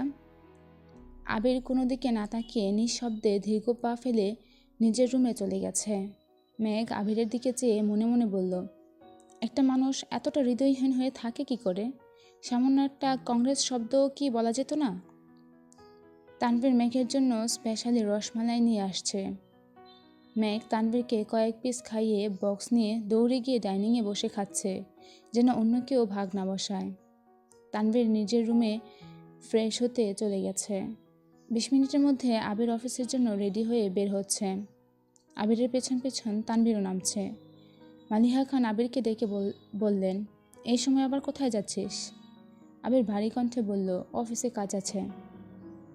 মালিহা খান আবারও বললেন, মিষ্টি খেয়ে যা। আবির কণ্ঠ দ্বিগুণ ভারী করে বলল, সময় নেই। মেঘ তখনও ডাইনিংয়ের চেয়ারে বসে আছে। আবির ভাইয়ের কাঠখোট্টা জবাবে অষ্টাদশীর মন খারাপ হলো। মনে মনে ভাবল, সত্যিই কি আপনার সময় নেই, নাকি আমার রেজাল্টের মিষ্টি আপনি খেতে চান না? আবির চলে যাচ্ছে। মালিহা খান আবিরের যাওয়ার দিকে চেয়ে পুনরায় সিঁড়িতে থাকা তানভীরের পানে তাকিয়ে চিন্তিত স্বরে বললেন, আমি আরও ভাবলাম বোনের রেজাল্টের খুশিতে তোরা দুই ভাই মিলে এলাকায় মিষ্টি দিয়ে আসবি। তানভীর মৃদু হেসে প্রশ্ন করল, একবারিতে কতবার মিষ্টি দিতে যাবে? হালিমা খান ছেলের কথার মানে বুঝল না। কপাল কুঁচকে বললেন, মিষ্টি তো দেয়াই হয়নি এখনো। তানভীর হাসি মুখে জানালো, ভাইয়া আর আমি এলাকার সব বাড়িতে মিষ্টি দিয়েই বাসায় এসেছি। ম্যাগ বিস্ময়কর দৃষ্টিতে ভাইয়ার অভিমুখে তাকিয়েছে। অষ্টাদশীর চোখে মুখে উজ্জ্বলতা ফুটে উঠেছে। 10 দিনের রাগ যেন 10 সেকেন্ডের মধ্যেই হাওয়া হয়ে গেছে। প্রিয় মানুষ বরাবরই প্রিয় থাকে, মাঝে শুধু অভিমানের চাদরে ঢেকে যায়। ম্যাগ বিড়বিড় করে বলল, আমি কি ঠিক শুনেছি? আবির ভাই আমার রেজাল্টের খুশিতে এলাকায় মিষ্টি খাইয়েছেন? তাহলে বাসায় এমন মুড নিয়েছিলেন কেন? একটা মিষ্টি মুখেও দিলেন না, কিন্তু কেন? উনি কি কোনো বিষয়ে রেগে আছেন? মেঘের পাশাপাশি সবাই যেন অবাক চোখে তাকিয়েছে তানভীরের দিকে। তানভীরের কথায় আকলিমা খান বুরকুচকে বললেন, আমাদেরকে জানালে কি এমন হতো শুনি? আবির বা তুই কেউ বলতে তো পারতি। তানভীর হাসি মুখে উত্তর দিল, ভাইয়া লোক দেখানো কাজ পছন্দ করে না, জানোই তো। তাছাড়া আমি তো এখন বললামই তোমাদের। মোজাম্মেল খান আবিরের এমন কাণ্ডে খুশি হয়ে বললেন, যাক, বড় ভাইয়ের দায়িত্ব পালনে আবির অবহেলা করেনি, এটাই তো দরকার। আবুর মুখে এমন কথা শুনে মেঘের মুখটা মলিন হয়ে গেল। আবির ভাইকে তো সে বড় ভাই হিসেবে ভাবেইনি কখনো। আবির ভাই হলে ক্রাশ না আবির ভাই হলে ক্রাশ, না হলে বাস, ভাইটাই কিচ্ছু না। রাত 10টার দিকে আবির ফিরেছে। ম্যাগ তখন পড়ছিল। আবির রাতে খাবার খেয়ে নিজের রুমে গিয়ে দরজা বন্ধ করে ফেলেছে। বেশ কিছুক্ষণ পর ম্যাগ নিচে আসতেই আকলিমা খান বলে উঠলেন, কিরে, আবিরকে মিষ্টি দিলি না? ম্যাগ আশ্চর্য নয়নে চেয়ে বলল, তোমরা দাওনি কেন? হালিমা খান স্বাভাবিক কণ্ঠে জানালেন, আমরা তো বলেছি, ও তো খাবে না বলে চলে গেল। তুই একটু নিয়ে যা, তুই বললে যদি খায়। একটা প্লেটে কয়েকটা মিষ্টি নিয়ে ম্যাগ গুটি গুটি পায়ে করিডোর পেরিয়ে আবির ভাইয়ের রুমের সামনে হাজির হলো। এক হাতে দরজা ধাক্কা দিতেই বুঝতে পারল ভেতর থেকে দরজা বন্ধ। দরজা বন্ধ দেখে মেঘের খটকা লাগলো। আবির ভাই আসার পর থেকে কখনো দরজা বন্ধ করে ঘুমায় না, তাহলে ইদানিং দরজা বন্ধ করে রাখেন কেন? রুমের ভেতরে কম সাউন্ডে গান বাজতেছে। মেঘ মনোযোগ দিয়ে শোনার চেষ্টা করলো। এই অবেলায় তোমার এই আকাশে নীরব আপোষে ভেসে যায় সেই ভীষণ শীতল বেজা চোখ, কখনো দেখায়নি তোমায়। কেউ কোথাও ভালো নেই যেন সেই কতকাল আর হাতে হাত অবেলায়, কতকাল আর ভুল অবসন্ন বিকেলে ভেজা চোখ দেখায়নি তোমায়। মেঘ উষ্ঠ উল্টে বিড়বিড় করে বলল, আবির ভাই এত কষ্টের গান শুনছেন কেন? ব্যাপার কি? মেঘ দরজায় টোকা দিয়ে আস্তে করে ডাকলো, আবির ভাই। ভেতর থেকে কোনো জবাব না আসায় মেঘ উচ্চস্বরে আবার ডাকলো, আবির ভাই। সহসা গান বন্ধ হয়ে গেল। সিগারেট হাতে দরজা খুলে দিল আবির। পরনে কালো টি শার্ট আর ট্রাউজার, কপালে আর নাকে ঘামের বিন্দু বিন্দু পানি জমে আছে, সাথে ঘামে জবজবে পুরো শরীর। অগোছালো চুল, শ্যামবর্ণের মুখশ্রী মলিন হয়ে আছে। নীরেট কণ্ঠে বলল, কিছু বলবি? আবির ভাইয়ের হাতে দ্বিতীয়বারের মতো সিগারেট দেখে মেঘের হৃদয় চূর্ণ বিচূর্ণ হলো।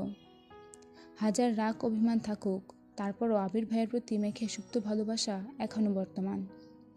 মেঘ আর্তনাদ করে বলল, আপনি আবারও সিগারেট খাচ্ছেন? আবির গম্ভীর কণ্ঠে শুধালো, তাতে তোর কোনো সমস্যা? মেঘ মাথা নিচু করে শীতল কণ্ঠে জবাব দিল, হ্যাঁ। আবির কপাল কুঁচকে তাকিয়ে শক্ত কণ্ঠে বলল, কি সমস্যা? প্রশ্ন করে দরজা থেকে সরে বিছানার পাশে বসে সিগারেট ঠোঁটে ধরেছে। অকস্মাৎ মেঘ দ্রুত পায়ে আবিরের কাছে গিয়ে মুখ থেকে সিগারেট টেনে ফ্লোরে ছুঁড়ে ফেলে দিল। রাগে ফুঁসতে ফুঁসতে জবাব দিল, আপনি সিগারেট খান, এটাই আমার সমস্যা। আবির আশ্চর্য নয়নে চেয়ে রইল অষ্টাদশীর লালিত মুখবিবরের অভিমুখে। মেঘ রাগে ফুঁসছে আর ঘন ঘন শ্বাস ছাড়ছে। আবার মনে মনে ভীত হচ্ছে, আবির ভাই যদি মারেন। তৎক্ষণাৎ নিজেকে সাহস দিল, মারলে মারবে, কিন্তু ওনাকে সিগারেট খেতে দে, আমি দেখতে পারবো না। আবির ভারী কণ্ঠে শুধালো, কেন আসছিলি? মেঘের মাথা থেকে ওইসব চিন্তা সরে গেছে, তবুও কিছুটা চিন্তিত স্বরে বলল, আপনার জন্য মিষ্টি নিয়ে আসছি। আবির ঠান্ডা কণ্ঠে উত্তর দিল, আমি মিষ্টি খাবো না, নিয়ে যা। মেঘ ভয়ে ভয়ে জিজ্ঞেস করলো, কেন খাবেন না? আমার রেজাল্ট কি আপনি খুশি না? আমার রেজাল্টে কি আপনি খুশি না?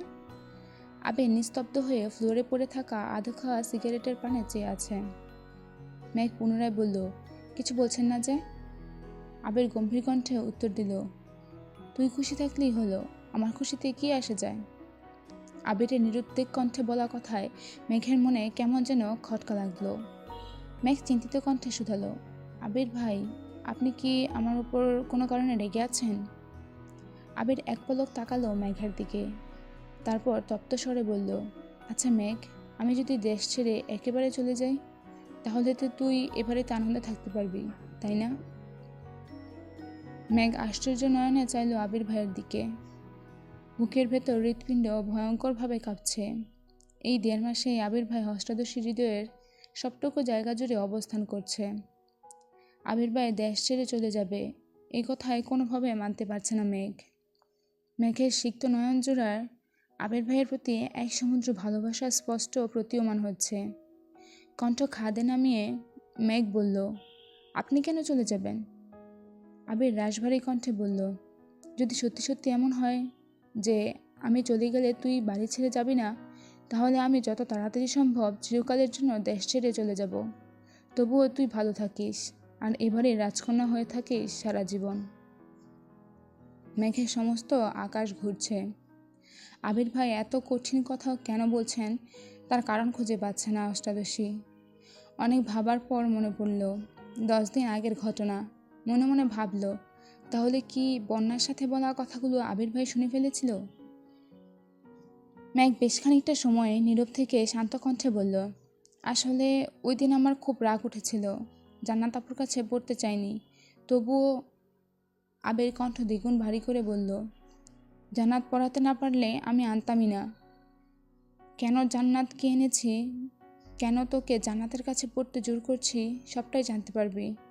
শুধু একটু ধৈর্য রাখ আর পড়াশোনা কর মন দিয়ে। আর নতুন টিউটর আনলে তোর মানিয়ে নিতেও সময় লাগবে। এখন তোর হাতে এত সময় নেই। একটা কথা মাথায় রাখিস। আর যাই হোক, আমি তোর খারাপ চাই না, এটুকু বিশ্বাস আমার উপর রাখতে পারিস। প্রথম কথাগুলো ভারী স্বরে বলল, শেষ কথাগুলো শীতল কণ্ঠে বলল আবির। মেঘ মনে মনে ভাবল, সত্যিই তো, জান্নাত আপু পড়ানোতে তো কোনো সমস্যা নেই। ওনাদের মধ্যে যাই থাকুক, তাতে আমার কি? মেঘ ছোট করে বলল, সরি আবির ভাই, আর এমন করব না। আবির স্বভাবসুলভ ভারী কণ্ঠে উত্তর দিল, সমস্যা নেই, এখন যা তুই। মেঘ চিবুক নামিয়ে অভিমানী স্বরে বলল, আপনি মিষ্টি না খেলে আমি যাব না। আবির নিরেট কণ্ঠে বলল, বললাম তো খাবো না, তুই যা।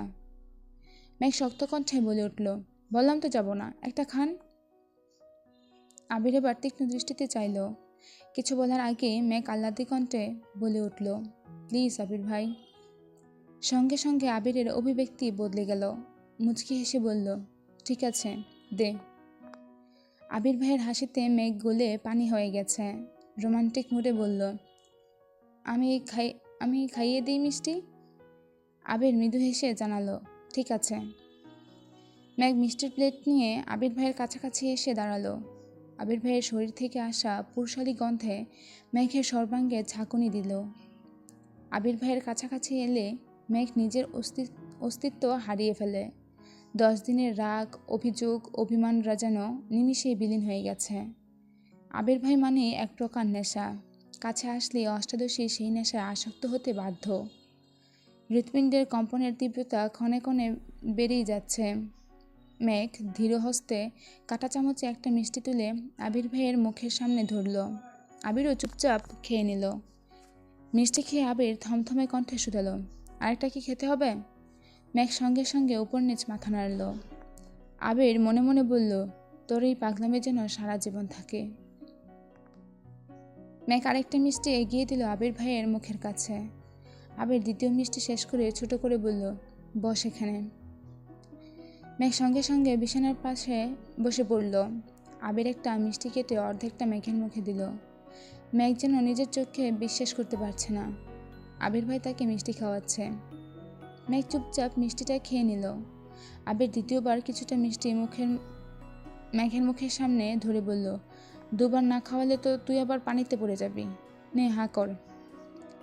মেঘ মিষ্টি মুখে নিয়ে একগাল হাসল। মিষ্টি খেয়ে মেঘ শান্ত স্বরে ডাকল, আবির ভাই। আবির দৃষ্টি মেঘের মুখ বরাবর নিয়ে সুমধুর কণ্ঠে উত্তর দিল, হুম। সেই দরদ ঢালা কণ্ঠে বলা হুমটা অষ্টাদশীর মনের ভেতর উথাল পাথাল ঢেউয়ের সৃষ্টি করেছে। এই হুঁতে যেন মিশে আছে সীমাহীন ভালোবাসা। আবিরের দৃষ্টি অষ্টাদশীর মুখমণ্ডলে। ডাগর ডাগর আঁখিতে দীর্ঘ মনোযোগ দিয়ে চাইল। গভীর নলকূপের ন্যায় বিমোহিত সেই নয়নজোড়া আবিরকে স্থির থাকতে দিচ্ছে না। আবির চাইলেও নিজেকে শক্ত খুলে সে আবদ্ধ রাখতে পারছে না।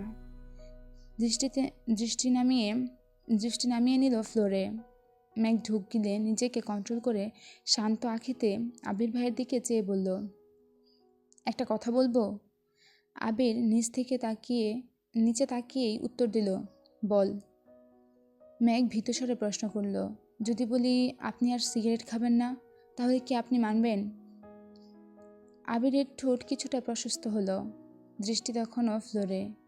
মনে মনে বলল, তুই বললে হাসি মুখে জীবনটাও দিতে রাজি, সেখানে সিগারেটার এমন কি? আজ এই মুহূর্ত থেকে আমি আবির সিগারেট ছাড়লাম, আর কোনো দিন ছুঁয়েও দেখব না, প্রমিস। মেঘ আস্তে করে বলল, কি হলো? আবির মেঘের দিকে আর চোখে চেয়ে বলল, ঠিক আছে, চেষ্টা করব। এতটুকুতেই মেঘ মহা খুশি, না যে করেনি সেই অনেক। মেঘ বুক ফুলিয়ে শ্বাস টেনে সাহস নিয়ে বলল, আরেকটা কথা জিজ্ঞেস করি? আবির ঠান্ডা কণ্ঠে বলল, বল। মেঘ ঢুক গেলে শীতল কণ্ঠে প্রশ্ন করল, চুলদারি বড় হয়েছে, কাটান না কেন? মেঘের এমন প্রশ্নে আবির মূর্খপ হয়ে গেল। মেঘের দিকে তীক্ষ্ণ দৃষ্টিতে চেয়ে ঠান্ডা কণ্ঠে শুধালো, কেন, এভাবে ভালো লাগে না? ম্যাক মিষ্টি প্লেট হাতে নিয়ে চুপচাপ উঠে দরজা পর্যন্ত গিয়ে পেছনে তাকিয়ে বলল, আপনাকে সবভাবেই ভালো লাগে, তবে এখন আপনার ড্রেসিং লুকটা মিসিং। কথাটা বলেই করিডোর দিয়ে অন্তহীন ছুটে নিজের রুমে চলে গেল। আবির দরজার দিকে চেয়ে নিঃশব্দে হাসছে। গল্পটা এখানেই থেমে থাকুক, কিন্তু অনুভূতিরা রয়ে যাক আপনাদের মনে। পরের পর্বে আবার দেখা হবে এই গল্পের আরেকটা মোড় নিয়ে। আজকে আসছি, আল্লাহ হাফিজ। আমৃত্যু ভালোবাসি তোকে, লিখেছেন সালমা চৌধুরী। পর্ব সংখ্যা 24। ম্যাক চলে যাওয়ার পর আবির পাশ থেকে ফোন নিয়ে ম্যাককে হাইড করে ফেসবুকে পোস্ট দিয়েছে, ভালোবাসি তোকে সেই পুরনো অনুভবে, এ মনের জগতে রাজকুমারী শুধু তুই। কেটে গেল আবিরের নির্ঘুম রাত, তবে এই রাত কষ্টের নয়। কাউকে মিস করার তীব্র অনুভূতি সারা রাত ঘুমাতে দেয়নি আবিরকে। শুক্রবার 10টার পর আবির ঘুম থেকে উঠে ফ্রেশ হয়ে বেরিয়ে গেছে বাসা থেকে। ঘণ্টাখানেক পর ম্যাক সোফায় বসে টিভি দেখছিল। আবির সাদা রঙের শর্ট হাতার টি শার্ট পরেছে। শক্তপোক্ত বাহুতে টি শার্টের হাতাটা টাইট হয়ে আছে। চুলদারি ছোট করে কেটে সুন্দর একটা হেয়ার স্টাইলও করেছেন। চোখে সানগ্লাস দিয়ে ড্রেসিং লুকে বাসায় ঢুকছে। মেঘের চোখ দরজার দিকে পড়তেই আবির ভাইকে দেখে বিস্ময়কর চোখে তাকিয়ে অকস্মাৎ বলে উঠল, হাই, মে মার গিয়া। আবির কাছাকাছি এসে সানগ্লাস খুলে মেঘের দিকে তাকিয়ে দুবার ভ্রু নাচালো। সঙ্গে সঙ্গে মেঘ ফিক করে উঠল। হাসির দরুন মেঘের গালে থাকা বিউটি স্পটটা স্পষ্ট প্রতীয়মান হচ্ছে। আবির দৃষ্টি সরিয়ে নিজের রুমে চলে গেছে। আবির ভাইকে দেখার পর আর টিভি দেখতেও ইচ্ছে হচ্ছে না মেঘের। তারপরও কিছুক্ষণ টিভির দিকে চেয়ে রইল। কিছুক্ষণ পর উঠে রুমের দিকে যেতে নিলে আবারও আবির ভাইকে দেখতে পেল। পেস্ট রঙের একটা পাঞ্জাবি, মাথায় টুপি দিয়ে নিজের রুম থেকে বের হচ্ছে নামাজে যাওয়ার জন্য। মেঘ ঠায় দাঁড়িয়ে তাকিয়ে রইল আবির ভাইয়ের পানে, দৃষ্টি যেন সরছেই না। আবির মেঘের কাছাকাছি এসে মেঘের চোখের দিকে তাকিয়ে থমথমে কণ্ঠে শুধালো, এখন ভালো লাগছে তো? মেঘ উপর নিচ মাথা নেড়ে চিবুক নামিয়ে বিড়বিড় করে বলল, ফিদা। মেঘ বিড়বিড় করে বলল, আবির শব্দটা স্পষ্ট শুনেছে। আবির মুচকি হেসে সহসা স্বাভাবিক কণ্ঠে বলল, আমার রুমের টেবিলের উপর তোর জন্য গিফট রাখা আছে, দেখিস পছন্দ হয় কিনা। আবির দীর্ঘ পায়ে সিঁড়ি দিয়ে নেমে বেরিয়ে যাচ্ছে।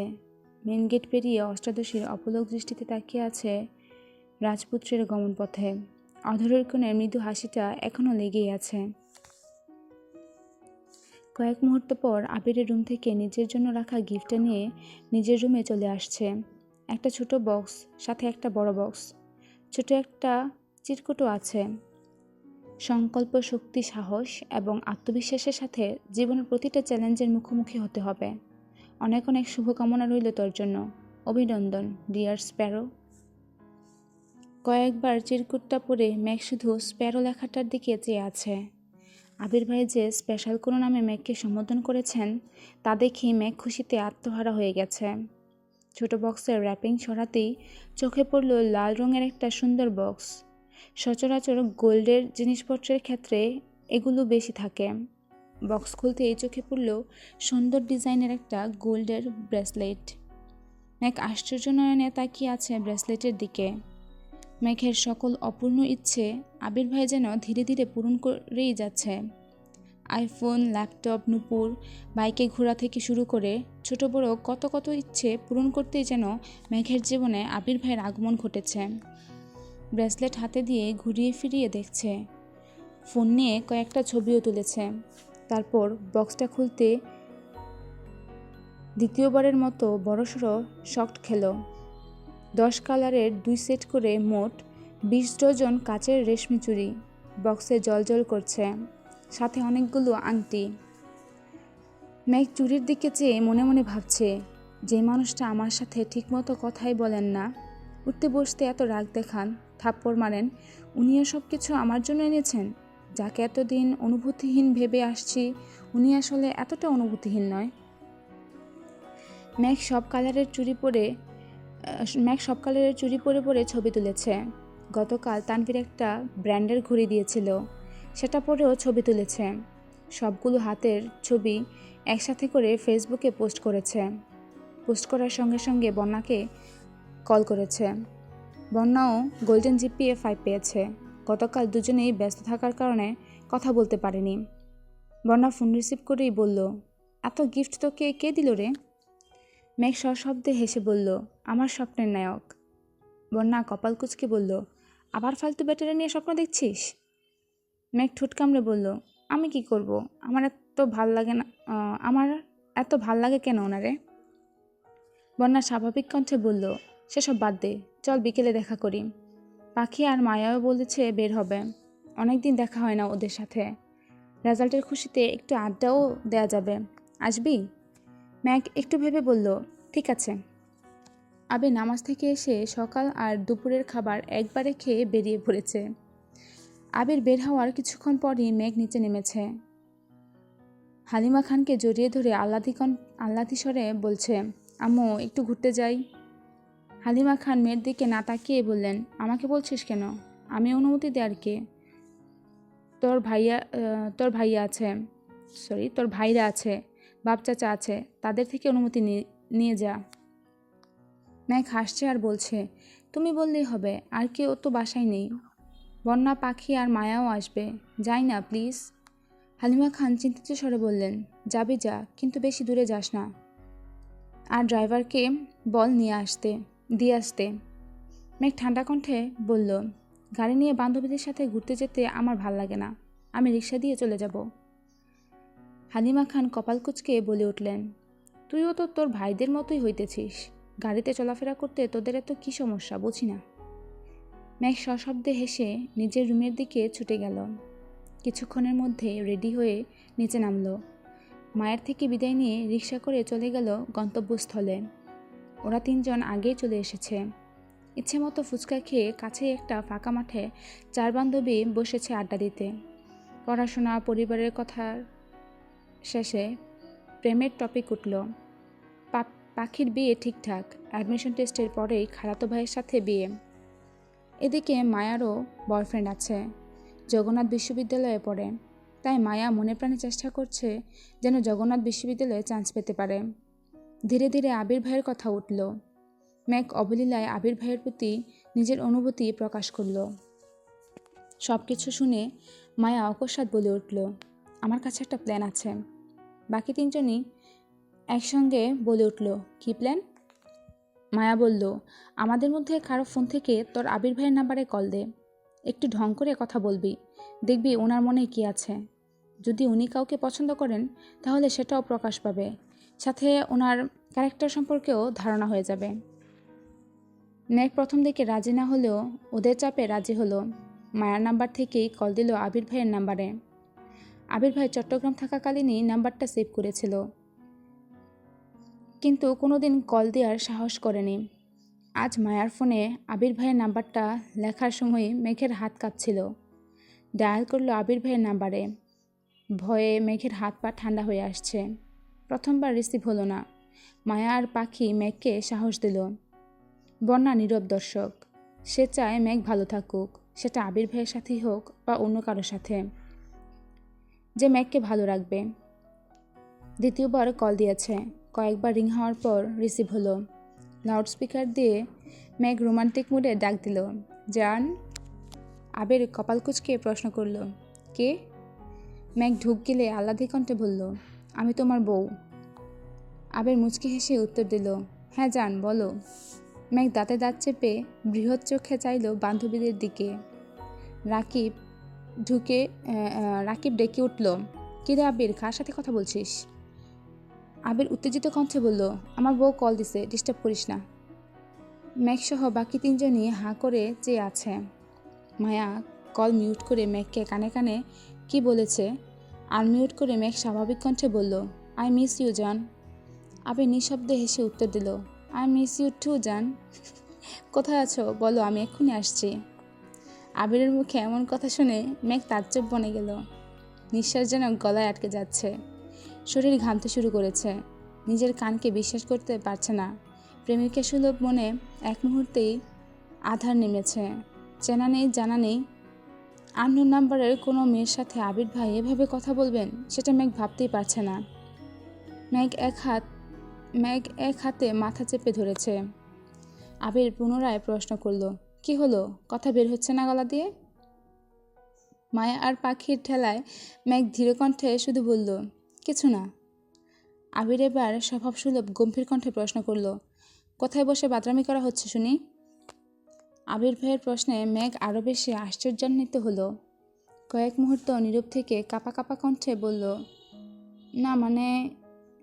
আবির কণ্ঠ দ্বিগুণ ভারী করে জবাব দিল, বাসা থেকে একা বের হয়েছিস, একবার জানানোর প্রয়োজন মনে করলি না? এত বড় হয়ে গেছিস? মেঘের চোখ কোটর ছেড়ে বেরিয়ে আসার অবস্থা হলো। শুধু দীর্ঘশ্বাস ফেলছে। এভাবে আবির ভাইয়ের কাছে ধরা পড়ে যাবে এটা ভাবতেও পারেনি। লাউডস্পিকার অফ করে ফোন কানে ধরেছে। মেঘকে নিশ্চুপ থাকতে দেখে আবির নিরেট কণ্ঠে বলল, যেখানে নিঃশ্বাসের শব্দে আমি তোর অস্তিত্ব উপলব্ধি করতে পারি, সেখানে তোর কণ্ঠ আমি চিনব না? ভাবলি কিভাবে? মেঘ পাথরের ন্যায় বসে আছে। আবির ভাই কি বলছে তার কিছুই মাথায় ঢুকছে না। সে যে ধরা পড়ে গেছে এটা ভেবে লজ্জায় মরে যেতে ইচ্ছে করছে। আবির ভাই কি না কি ভাববে? থাপ্পড় না দিয়ে বসেন আবার। থাপ্পড়ের কথা মনে পড়তেই সঙ্গে সঙ্গে গালে হাত দিল মেঘ। আবির পুনরায় প্রশ্ন করল, কোথায় আছিস? মেঘ তখনও গালে হাত দিয়ে নিস্তব্ধ হয়েই বসে আছে। আবির রাগান্বিত স্বরে বলে উঠল, কি হলো বল? মেঘের গলা কাঁপছে। কোনো রকমে জায়গার নামটা শুধু বলল। আবির স্বাভাবিক কণ্ঠে জানালো, আমি কিছুক্ষণের মধ্যে আসছি, বলেই কলটা কেটে দিল। আবির ভাই কল কাটতেই অষ্টাদশী আকাশের পানে চেয়ে বড় করে দীর্ঘশ্বাস ছেড়ে বলল, আল্লাহ বাঁচাও আমায়, আর জীবনে এমন কাণ্ড করব না, এবারের মতো বাঁচিয়ে নাও। বন্যা চিন্তিত স্বরে বলল, কি হয়েছে, বকা দিছে? পাখি আর মায়াও অবুঝের মতো চেয়ে আছে। মেঘ এপাশ ওপাশ মাথা নেড়ে জানালো, কিছুক্ষণের মধ্যে আসবে, দোয়া কর যাতে মাইন্না খাই। এই কথা শুনে পাখি, মায়া আর বন্যাও তটস্থ হয়ে গেছে। সবাই চিন্তায় পড়ে গেছে। ফাজলামো করতে গিয়ে এভাবে সিরিয়াস হয়ে যাবে ভাবতে পারেনি। কিছুক্ষণের মধ্যেই একটা বাইক এসে থামলো রাস্তার পাশে। সেই নামাজের সময় পরা পাঞ্জাবিটা দেখেই মেঘ চিনতে পারল। মেঘ সেদিকে চেয়ে দাঁতে দাঁত চেপে ভয়ে ভয়ে বলল, আবির ভাই। বাকি তিনজনের নজর পড়ল সেদিকে। আবির বাইক থেকে নেমে বাইকের সাথে হেলান দিয়ে দাঁড়িয়ে হেলমেট খুলছে। বন্যা আবির ভাইকে আগে দেখলেও পাখি আর মায়া আগে দেখেনি। মায়া উত্তেজিত কণ্ঠে বলল, উনি কি আবির ভাই? বন্যা জবাব দিল, হ্যাঁ। মায়া পুনরায় বলল, আল্লাহ কি হ্যান্ডসাম, মাশাল্লাহ, এত কিউট জানলে আমি এই কথা বলতাম, ওটি আমার করে নিতাম। মেঘ রাগান্বিত স্বরে বলে উঠল, আমার আবির ভাইয়ের দিকে কেউ নজর দিবি না, বলে দিলাম। কথাটা বলেই মায়ার ফোন নিয়ে সেখান থেকে আবির ভাইয়ের নাম্বারটা ডিলিট করে ফোন রেখে নিজের পার্স নিয়ে রাগে ফুঁসতে ফুঁসতে উঠে চলে গেছে। মেঘের এমন কাণ্ডে পাখি আর মায়া দুজনেই হাসছে, কিন্তু বন্যা স্তব্ধ হয়ে চেয়ে আছে মেঘের দিকে। আবির ভাইয়া কীভাবে রিয়েক্ট করবেন সেটা দেখতে ব্যস্ত বন্যা। মেঘ আবিরের কাছাকাছি আসতেই আবির তীক্ষ্ণ দৃষ্টিতে মেঘের দিকে চাইল। ক্রোধিত মুখশ্রী দেখে আবির কপাল গুটালো। মেঘের সরু নাকের ডগায় ফুলে উঠেছে, ঘামে চিকচিক করছে মুখ, সাথে লাল হয়ে আছে দুগাল। মেঘ কাছাকাছি আসতেই আবির ঠান্ডা কণ্ঠে শুধালো, রাগ উঠেছে কেন? আরও আড্ডা দিলে যা, আমি ওয়েট করছি, সমস্যা নেই। মেঘ রাগে ফুঁসতে ফুঁসতে উত্তর দিল, আড্ডা দিব না, চলে যাব। আবির চিন্তিত স্বরে বলল, কি হয়েছে, কে কি বলেছে? মেঘ মনে মনে বলছে, আপনার ওপর কারো নজর আমি সহ্য করতে পারবো না। আবির ঠান্ডা কণ্ঠে শুধালো, চলে যাবি? মেঘ উপর নিচ মাথা নাড়ালো। আবির নিজের হেলমেটটা মেঘকে নিজের হাতে পরিয়ে দিচ্ছে। মেঘ ভ্রু কুচকে আবির ভাইয়ের দিকে চেয়ে প্রশ্ন করল, এটা তো আপনার হেলমেট, আমায় দিচ্ছেন যে? আবির ভারী কণ্ঠে উত্তর দিল, রাকিবের হেলমেট নিয়ে আসছি, আমি ওইটা পরব। এই দৃশ্য তিন বান্ধবী অবাক চোখে দেখছে। বন্যা এবার স্বস্তির নিঃশ্বাস নিচ্ছে। আবির ভাই রিয়েক্ট করেননি সেই অনেক। পাখি হাসি মুখে বলছে, মেঘ ওনাকে পেলে সত্যি অনেক হ্যাপি থাকবে, দোয়া করি মেঘ যেন ওনাকে পেয়ে যায়। মায়াও সঙ্গে সঙ্গে তাল মেলালো। কয়েক মুহূর্ত পর আবির বাইক স্টার্ট দিয়ে চলে গেল। ওরা তিনজনও যে যার বাড়ির উদ্দেশ্যে রওনা দিল। আবির ম্যাককে একটা ভালো মানের হেলমেটের আউটলেটে নিয়ে গেছে। ম্যাককে লেডিস হেলমেট পছন্দ করতে বলে আবির সাইডে বসে আছে। ম্যাক ঘুরে ঘুরে দেখছে। অনেক ঘুরে 3টে হেলমেট নিয়ে হাজির হলো আবিরের সামনে। ছোট করে প্রশ্ন করলো, কোনটা নিব?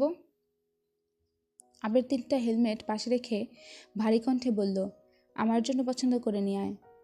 ম্যাক আহম্মকের মতো চেয়ে আছে, নড়ছেও না জায়গা থেকে।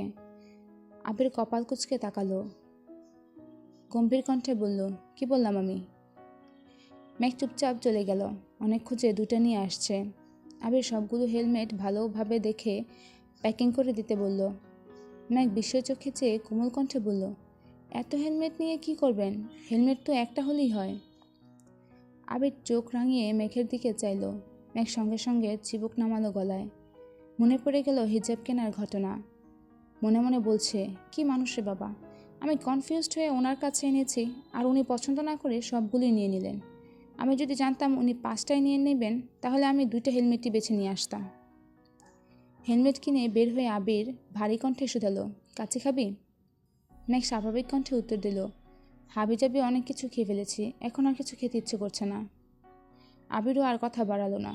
ম্যাককে বাসার সামনে নামিয়ে নিজের মতো চলে গেছে। ম্যাক হেলমেটগুলো আবির ভাইয়ের রুমে রেখে নিজের রুমে এসে রেস্ট নিয়ে পড়তে বসেছে। বেশ কিছুদিন চলে গেছে। ম্যাকের পড়াশোনার চাপ বেড়েছে। বিভিন্ন বিশ্ববিদ্যালয়ের আবেদন ছাড়ছে। ভর্তি পরীক্ষা ঘনিয়ে আসছে। পড়াশোনার ব্যস্ততার মাঝেও রোজ নিয়ম করে আবির ভাই অফিসে যাওয়ার সময় এবং রাতে ফেরার সময় ব্যালকনিতে দাঁড়িয়ে থাকে। আবিরও অফিসের কাজে ব্যস্ত হয়ে পড়েছে। চারদিক সামলাতে যথারীতি হিমশিম খাচ্ছে। একদিন ম্যাঘের কাছে খেতে খুব ইচ্ছে করছে। তানভীর ভাইয়া নির্বাচনের কাজে ব্যস্ত, তাই ফোন দিতে সাহস হচ্ছে না। মিমের কাছে গিয়ে বলাতে মিম সঙ্গে সঙ্গে বলে উঠল, ভাইয়াকে বলো নিয়ে আসতে। ম্যাক ঢুক গেলে বলল, আমি বলতে পারবো না, তুই কল দিয়ে বল। মিম ভয়ে ভয়ে জানালো, আমি বলবো? মিম টেলিফোন থেকে আবিরকে কল দিল। আবির রিসিভ করতে মিম বলল, আসসালামু আলাইকুম ভাইয়া।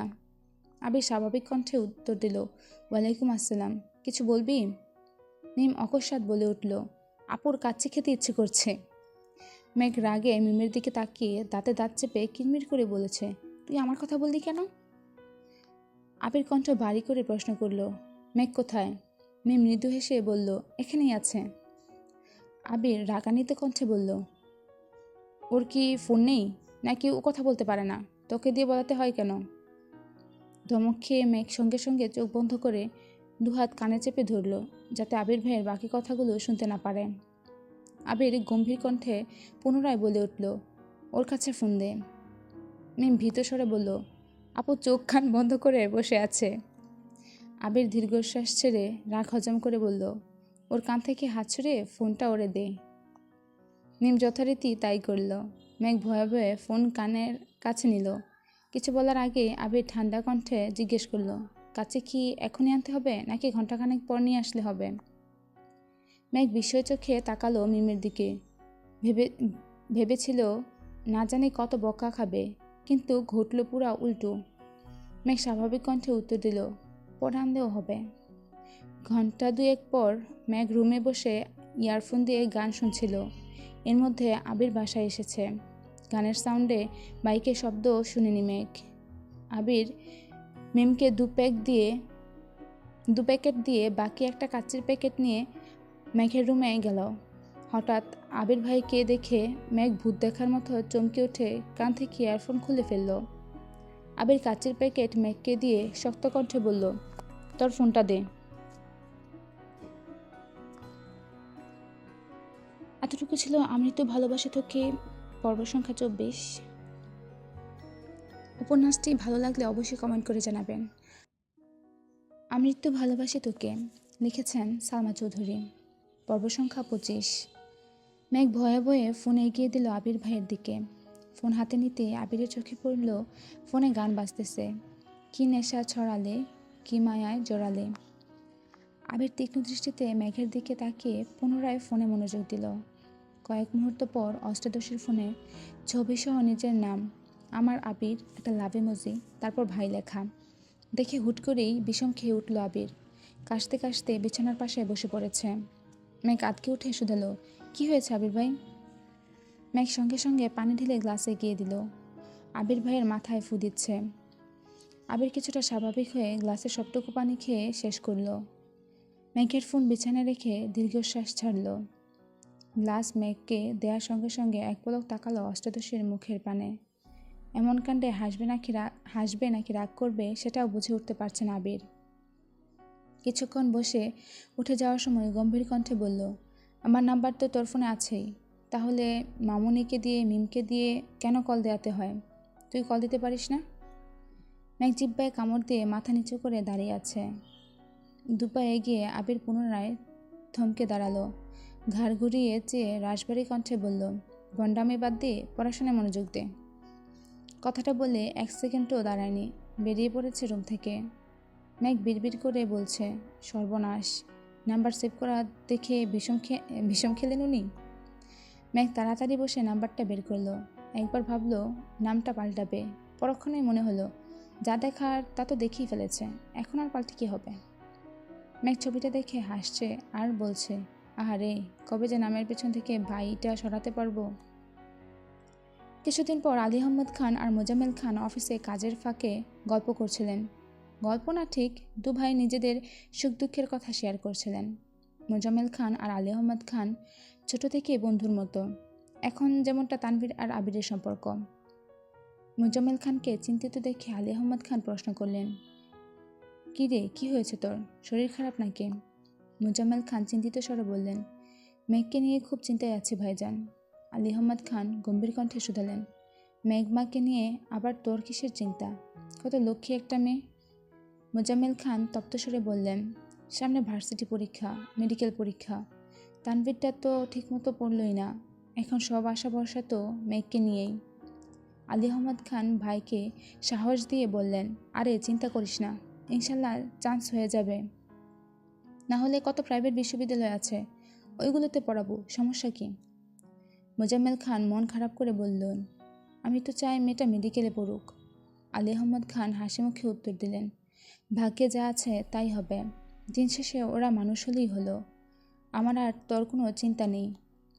মোজাম্মেল খান এবার একটু ঠাট্টা স্বরে বলে উঠলেন, হ্যাঁ, তোমার আর চিন্তা কি? তোমার ছেলে তো পড়াশোনা শেষ করে তোমার কথা মতো ব্যবসায় জড়িয়ে গেছে, তোমার তো খুশি লাগবেই। আলী আহমদ খান ভাইয়ের কথায় সশব্দে হেসে উঠলেন। হাসতে হাসতে বললেন, আমার ছেলে আমার কথা মেনে অফিসে আসছে, এটা দেখছিস, সাথে নিজের মর্জি মাফিক কোম্পানি শুরু করেছে, বাইক কিনলো, রাত বিরাতে বাড়ি ফিরে নিজের মতো চলে, এগুলো নিয়ে তো কিছু বললি না? সেসব কথা বাদ দে, আমার ছেলে আর তোর ছেলে বলতে কিছু নেই, আমরা যেমন মিলেমিশে আছি, আমি চাই আমাদের সন্তানরাও সারা জীবন মিলেমিশে থাকুক। মোজাম্মেল খান হাসি মুখে উত্তর দিলেন, দোয়া করি তাই যেন হয়। এমন সময় আবির দরজায় দাঁড়িয়ে বলল, আসবো? আলী আহমদ খান তাকিয়ে বললেন, হ্যাঁ আসো, তোমাকে কতদিন বলেছি আমার রুমে আসতে অনুমতি নিতে হবে না। আবির ভারী কণ্ঠে উত্তর দিল, আপনার কথা বলেছিলেন, হুট করে ঢুকে পড়াটা ভালো দেখাবে না, তাই ভেতরে ঢুকিনি। মোজাম্মেল খান বললেন, আমাদের সব কথা তো তোমাদেরকে নিয়েই, তোমরা ভালো থাকো এটাই তো চাই। চাচুর দিকে চেয়ে আবির মুচকি হাসল, তারপর আব্বুর দিকে একটা ফাইল এগিয়ে দিয়ে বলল, সময় করে ফাইলটা একটু দেখে নিন প্লিজ। আবির যাওয়ার জন্য পা বাড়ালে আলী আহমদ খান ডেকে উঠলেন, শুনো। আলী আহমদ খান ছেলের দিকে তাকিয়ে নরম স্বরে বললেন, দুই অফিস সামলাতে কি খুব কষ্ট হচ্ছে? আবির মৃদু হেসে উত্তর দিল, না সমস্যা নেই, কষ্ট না করলে আপনাদের মতো সাকসেসফুল কীভাবে হব? আলী আহমদ খান নিঃশব্দে হেসে বললেন, সব বাদ দিয়ে কাজ করলে তো হবে না, নিজের যত্ন নিতে হবে তো, অফিস তো শেষই, বাসায় যাবে না? আবির ঠান্ডা কণ্ঠে বলল, 5-10 মিনিট পর বেরিয়ে যাব। আবির বাবার কেবিন থেকে বের হয়ে নিজের কেবিনে চলে গেছে। মোজাম্মেল খান আর আলী আহমদ খান ফাইল চেক করে রেখে বেরিয়েছে বাসায় যাওয়ার উদ্দেশ্যে। ড্রাইভার গাড়ি নিয়ে আসতে আসতে আলী আহমদ খান হঠাৎই শাহরিয়ারকে দেখে কিছুটা এগিয়ে গিয়ে উচ্চস্বরে ডাকলেন, এই শাহরিয়ার। শাহরিয়ার কাছে একটা দোকানে কি কিনতেছিল, আলী আহমদ খানকে দেখে এগিয়ে এসে সালাম দিয়েছে। আলী আহমদ খান সালামের উত্তর দিয়ে বললেন, কেমন আছো তুমি? শাহরিয়ার হাসি মুখে উত্তর দিলেন, জি আলহামদুলিল্লাহ ভালো। আপনারা কেমন আছেন? দুই ভাই সমস্বরে বলে উঠলেন, আলহামদুলিল্লাহ ভালো। আলী আহমদ খান স্বাভাবিক কণ্ঠে প্রশ্ন করলেন, তুমি যে অসুস্থ ছিলা, সুস্থ হয়েছ? শাহরিয়ার মনে মনে বিড়বিড় করে বলল, ছেলে মেরে হাসপাতালে পাঠাইছে আর এখন বাপে খবর নিচ্ছে, ভালোই। আলী আহমদ খান পুনরায় বলে উঠলেন, তুমি যদি বলতে আমাদের বাসা দূরে হয়ে যায় তোমার জন্য, আমি পেমেন্ট বাড়াতাম, কিন্তু তুমি তো কিছু জানালেও না। শাহরিয়ার শুধু বলেছে, না মানে। অমনি চোখ পড়েছে অফিস গেটের সামনে দাঁড়ানো আবিরের দিকে। চোখ রাঙিয়ে তাকিয়ে আছে শাহরিয়ারের দিকে। মোজাম্মেল খান গম্ভীর স্বরে বললেন, কি হলো? শাহরিয়ার ঢুক গিলে ধীরকণ্ঠে জানালো, অসুস্থ ছিলাম তাই জানাতে পারিনি। এটা কি আপনাদের অফিস আঙ্কেল? আলী আহমদ খান হাসি মুখে উত্তর দিলেন, হ্যাঁ। আসো ভেতরে আসো, চা কফি খেয়ে যাও। শাহরিয়ার মাথা নেড়ে না করল আর মনে মনে বলল, আগে জানলে এই রাস্তায় আসতামই না, আবার অফিসে বসে চা কফি খাবো, আর মায়ের খেতে চাই না। শাহরিয়ার চোখ তুলে চাইতে দ্বিতীয়বার চোখাচোখি হলো আবিরের সাথে। আবির রাগে কটমট করছে। শাহরিয়ার তাকাতে আঙুল দিয়ে ইশারা করলো চলে যেতে। শাহরিয়ার বাধ্য ছেলের মতো বিদায় নিয়ে সেখান থেকে কেটে পড়ল। আলী আহমদ খান আর মোজাম্মেল খান ঘুরতে আবির হেলমেট পরতে ব্যস্ত হলো। মোজাম্মেল খান আবিরকে দেখে বলে উঠলেন, ছেলেটাকে মেঘের জন্য টিউটর ঠিক করা হয়েছিল, তুমি আসার পরেই তো পড়াতে গিয়েছিল, চিনতে পারোনি? আবির গম্ভীর কণ্ঠে উত্তর দিল, কি জানি, খেয়াল নেই। আলী আহমদ খান ভাইয়ের দিকে চেয়ে জানালেন, ছেলেটা পড়াবে বলে তো পেমেন্ট বেশি দিয়ে হলেও রাখতাম, বললে তো পারতো। আবির ভারী গলায় কপাল কুঁচকে বলল, ছেলে যদি পড়াতে না চায় তাহলে জোর করার কি দরকার? তাছাড়া নতুন টিউটর তো শুনলাম ভালোই পড়াচ্ছে। আলী আহমদ খান বললেন, একদিন এসে ছেলেটা আর বাসায় গেল না, কল দিয়ে জানালোও না। 2-3 দিন পর আমি কল দেওয়ার পর বলল অসুস্থ, আর পড়াবে না। আজ সামনে পেয়েছি, জিজ্ঞেস করলাম আর কি। আবির কণ্ঠ দ্বিগুণ ভারী করে জবাব দিল, ছেলের পড়ানোর ইচ্ছে ছিল না, তাই হয়তো জানায়নি। আপনারা এখন তাকে এত প্রশ্ন করছেন, এতে সে বিরক্তও হতে পারে। আলী আহমদ খান শ্বাস ছেড়ে বললেন, তাও ঠিক, কথা তো আজ বললামই, আর তো কথা বলার দরকার নেই। আলী আহমদ খান আর মোজাম্মেল খান গাড়িতে উঠে বাসার উদ্দেশ্যে চলে গেছে। আবির নিজের অফিস থেকে ঘুরে ঘণ্টাখানেকের মধ্যে বাসায় এসেছে। আবিরের বাইকের শব্দে মেঘ ব্যালকনিতে ছুটে গেছে। অনেকদিন ছাদে যাওয়া হয় না। মেঘ মনে মনে ভাবছিল আবির ভাই আসলে চাবি নিয়ে ছাদে যাবে। মেঘ নিজের রুম থেকে বের হয়ে আবির ভাইয়ের দিকে দুর্বুদ্ধ দৃষ্টিতে চেয়ে আছে। পলক পড়ছে না একটিবার। আবির মেঘের কাছে এসে একবার তাকিয়ে সঙ্গে সঙ্গে দৃষ্টি নামালো।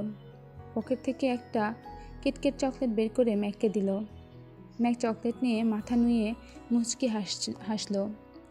নিজেকে স্পেশাল কেউ মনে হচ্ছে। আবির চলে যাচ্ছে, তৎক্ষণাৎ মেঘের মনে পড়ে গেল চাবির কথা। মেঘ তটস্থ হয়ে ডাকে, আবির ভাই। আবির রুমের দিকে যেতে যেতেই উত্তর দেয়, মেঘ একগাল হেসে বলে, ছাদে যাব, চাবিটা কি দেওয়া যাবে? আবির গুরুভার কণ্ঠে বলল, নিয়ে যায় এসে। মেঘ দ্রুত নিজের রুমে গিয়ে চকলেটটা লুকিয়ে রেখে মোবাইল নিয়ে বের হয়েছে। আদি চকলেট ঠোক আর চিপস যা পায় সবই খেয়ে ফেলে। এজন্য মিম আর মেঘ প্রিয় জিনিস বা খাবারগুলো লুকিয়ে রাখে যাতে আদি নিতে না পারে। মেঘ চাবি নিয়ে তালা খুলে ছাদে চলে গেছে। বিকেলের রোদে গাছে থাকা ফুলগুলো জ্বলজ্বল করছে। ইদানিং প্রতি রাতেই বৃষ্টি হয়, কিন্তু দিনের বেলা আর তার রেশমাত্র থাকে না।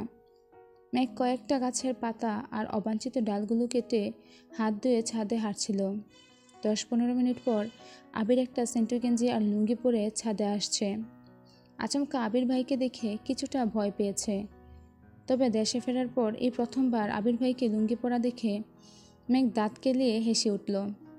হাসি যেন থামছেই না, বরং হাসির তীব্রতা ক্রমশ বেড়েই যাচ্ছে।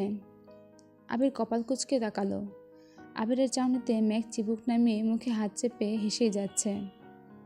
আবির কপাল কুঁচকে প্রশ্ন করল, এভাবে হাসছিস কেন? মেঘের সরল স্বীকারোক্তি, আপনাকে দেখে হাসি পাচ্ছে। আবির বিরক্ত হয়ে বলল, এভাবে হাসছিস যে, তোর তানারা ধরবো নে। অকস্মাৎ মেঘের মুখ বন্ধ হয়ে গেল। ঘাড় ঘুরিয়ে এদিক সেদিক তাকিয়ে দেখছে।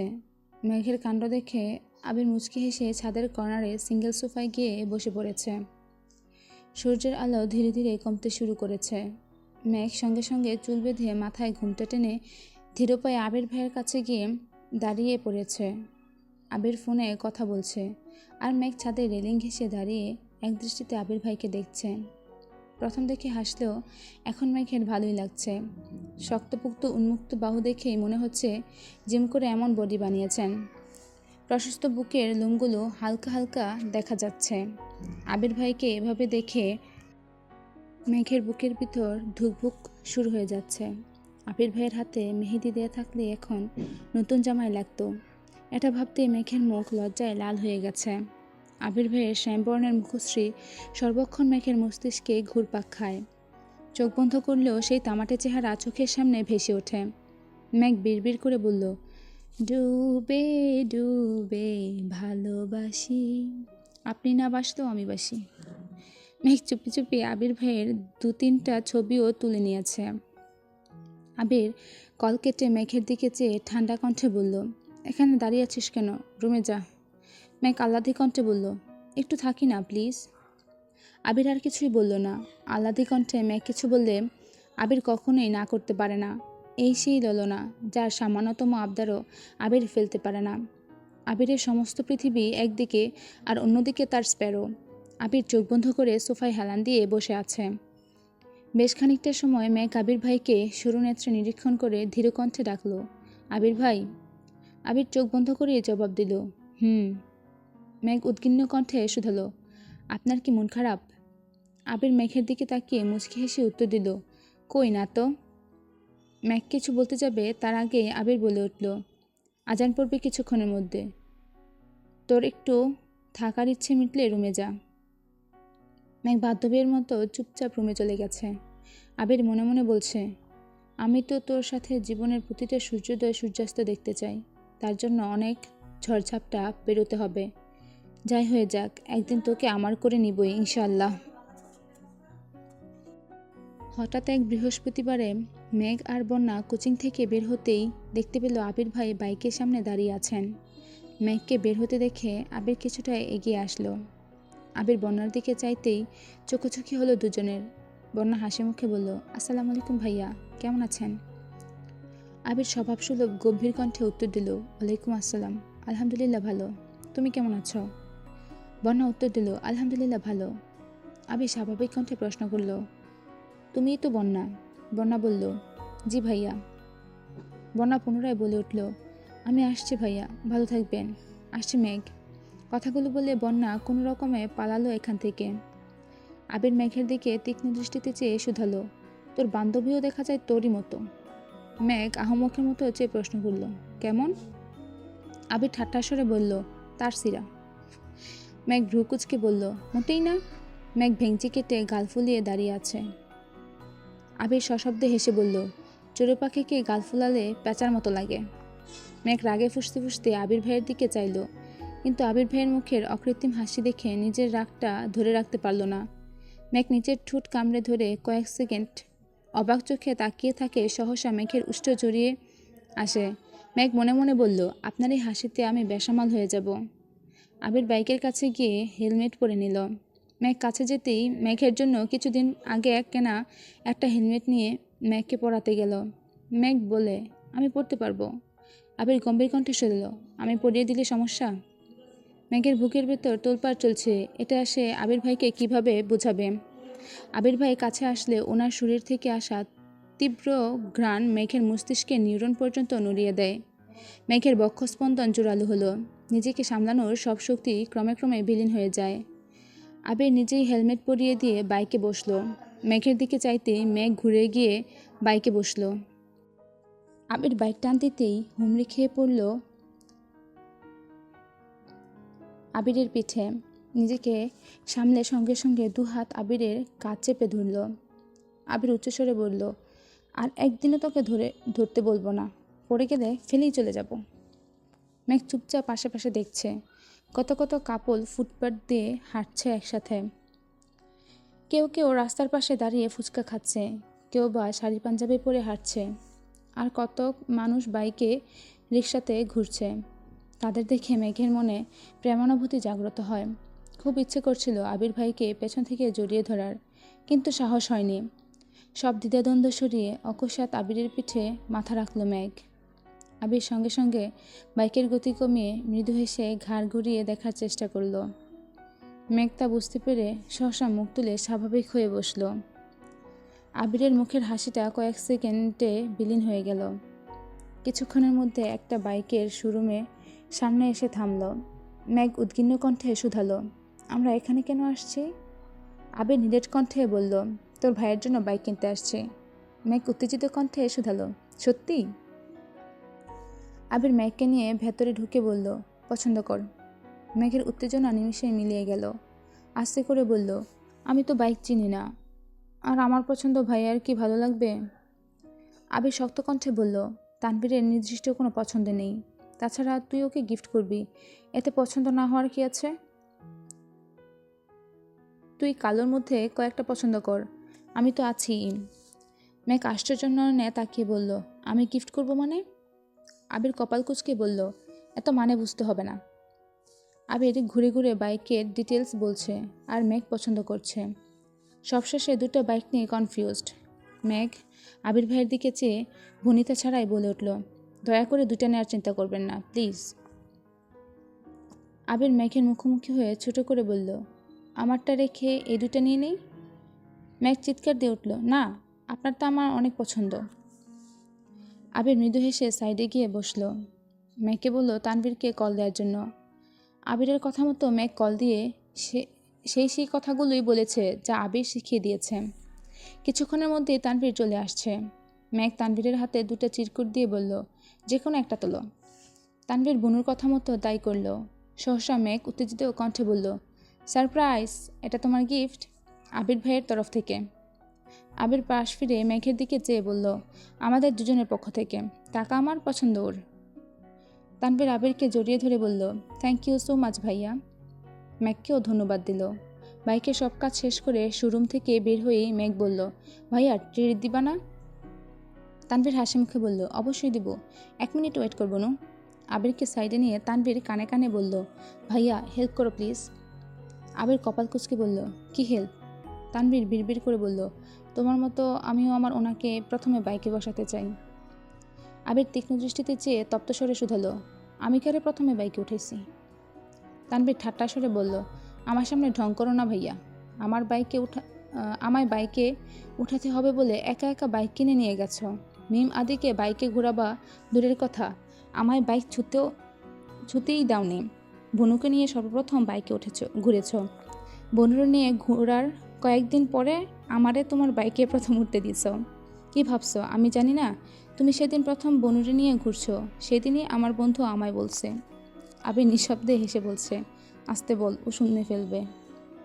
তানভীর আকুল স্বরে বলল, তাহলে আমার ব্যবস্থা করে দাও প্লিজ।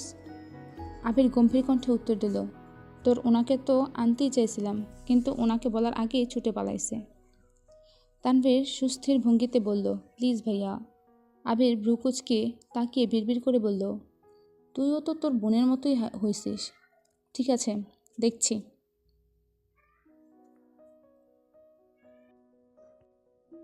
এতটুকু ছিল আমৃত্যু ভালোবাসি তোকে পর্ব সংখ্যা 25।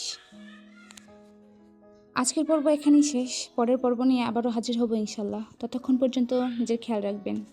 আজকে আল্লাহ হাফেজ।